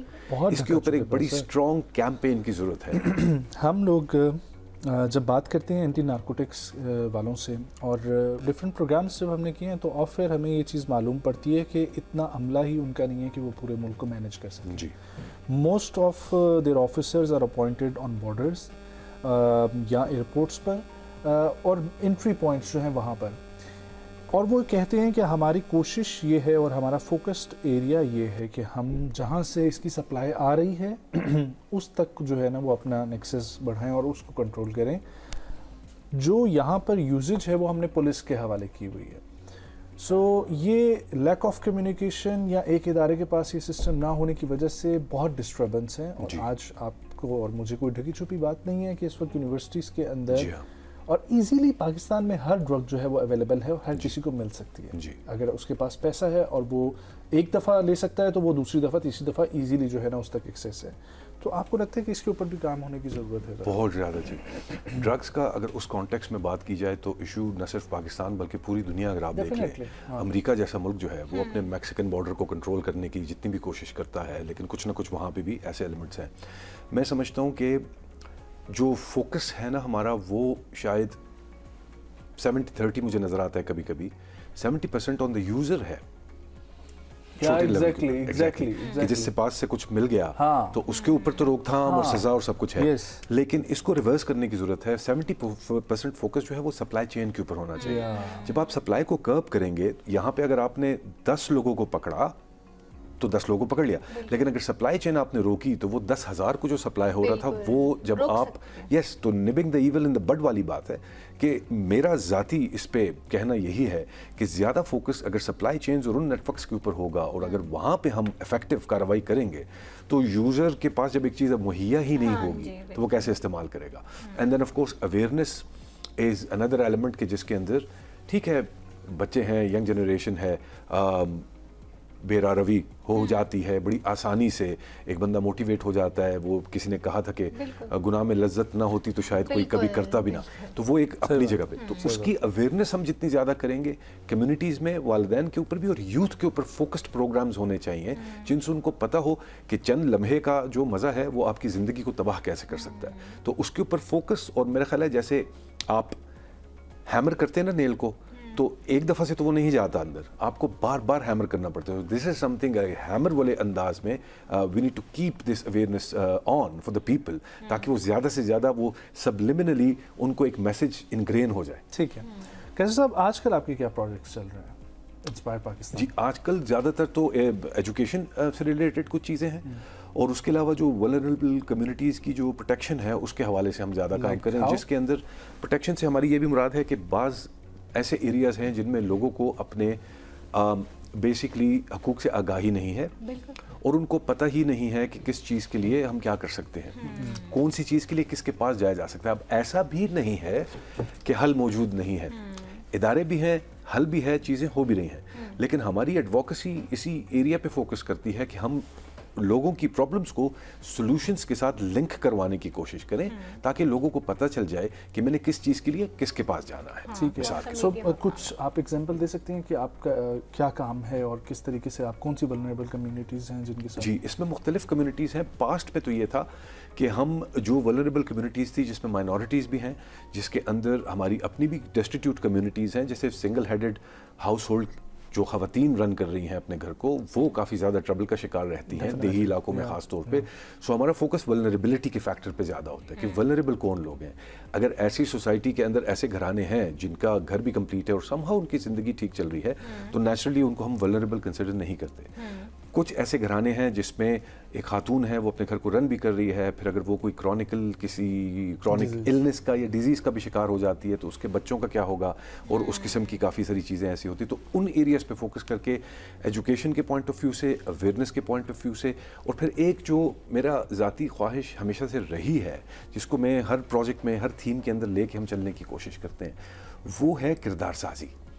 ہم ایک کوشش یہ بھی کریں یوتھ کے ساتھ جو بھی ہماری انگیجمنٹ ہے, خاص طور پہ یونیورسٹیز کے اندر, اسکول کالجز کے اندر اور باہر بھی ادروائز بھی, ایک sort of cross cutting theme بنا کے اپنے ہر کام کے اندر ہم کردار سازی پہ تھوڑا سا فوکس کرنے کی کوشش میں کر بھی رہے ہیں. آپ سے بالکل ایگری کروں گا کیونکہ ہماری یونیورسٹی اسکول کالجز کے اندر کریکٹر بلڈنگ کا ایلیمنٹ جو ہے وہ مس ہو چکا ہے. میں اکثر اپنے پہلے جو پروگرامز ہوتے تھے ان میں یہ بات کیا کرتا تھا کہ ہمیں کسی نے یہ نہیں سکھایا کہ اگر آپ کو کوئی تھپڑ مار جاتا ہے تو آپ نے جواب کیسے دینا ہے, اگر کسی بچی کی طلاق ہو جاتی ہے تو اس کے گھر والوں کا رویہ کیا ہونا چاہیے, اور ہمیں فیلیئرز کو بھی جو ہے وہ ایکسیپٹ کرنا نہیں سکھایا گیا ہمیں, بلکہ فیلیئر کو جب کسی کو بھی ہو جائے تو وہ تو اپنے آپ کو لوگوں سے الگ تھلگ اور اپنے آپ کو کمزور محسوس کرنے لگ جاتا ہے, حالانکہ failure is a part of success. ٹھیک ہے, تو یہ بہت ضروری ہے کہ کریکٹر بلڈنگ کے اوپر کام کیا جائے. بہت شکریہ کیسر صاحب آپ کے وقت کے لیے, بہت اچھا لگا آپ سے thank you so much for گفتگو کر کے. خواتین و حضرات, آج 1 اپریل ہے اور 1 اپریل کے حوالے سے ہسٹری میں اگر ہم دیکھتے ہیں تو پاکستان کے وہ ایٹمی سائنسدان جنہوں نے ہمیں اٹامک پاور جو ہے اس کا ملک بنایا, جناب ڈاکٹر عبدالقدیر خان, آج ان کا یوم پیدائش, اور 1 اپریل 1936 کو وہ پیدا ہوئے اور انہوں نے پاکستان کو ایٹمی طاقت بنانے کے لیے اپنی کوششیں جس طریقے سے 1 نہیں 2 نہیں 3 دہائیوں تک جو ہے وہ جو جاری رکھیں, اور وہ جو سلسلہ ان کا تھا آج اسی کی وجہ سے ہم لوگ جو ہے وہ سر فخر سے بلند کر کے اس خطے میں اور پوری دنیا میں جو ہے وہ رہ سکتے ہیں. ان کی قابلیت اور ان کی حب الوطنی آج بھی قوم کے لیے ایک مثال ہے, اور قوم ہمیشہ ان کو جو ہے وہ خراج تحسین پیش کرتی ہوئی نظر آتی ہے. ان کو بہت سارے اعزازات سے بھی نوازا گیا, بٹ آئی تھنک ان کے لیے سب سے بڑا اعزاز یہی ہے کہ آج تک وہ دلوں پہ ایسے راج کرتے ہیں, اور ان کی بدولت ہی آج پاکستان جو ہے وہ اتنے طاقتور ہونے کا جو ہے وہ ثبوت دے رہا ہے, دعویٰ کر سکتا ہے, ہر دنیا بھی جانتی اور دنیا بھی جانتی ہے. وہ اپنا لوہا منوا چکے ہیں, اور یہی آئی تھنک سب سے بڑا ان کے لیے اعزاز ہے جو تا حیات ان کے نام رہے گا کہ انہوں نے پاکستان کو ایٹمی طاقت سے نوازا, اور انہوں نے اپنی انتھک محنت جو ہے وہ جاری رکھی, وہ کسی مشکل وقت سے نہیں گھبرائے. اس سے ہمیں یہ بھی سبق ملتا ہے کہ مشکل وقت انسان پر آتا ہی ہے, لیکن ثابت قدمی سے مشکل وقت کا اپنے جو ہے وہ کھڑے رہنا ہوتا ہے, اور اس کے بعد جو آپ کو کامیابی ملتی ہے اس کا نعم البدل ہی کوئی نہیں ہوتا. خواتین و حضرات, آج کے پروگرام سے مجھے اور نازش خٹک کو دیجیے ملاقات ہوگی آپ لوگوں سے کل. اللہ نگہبان.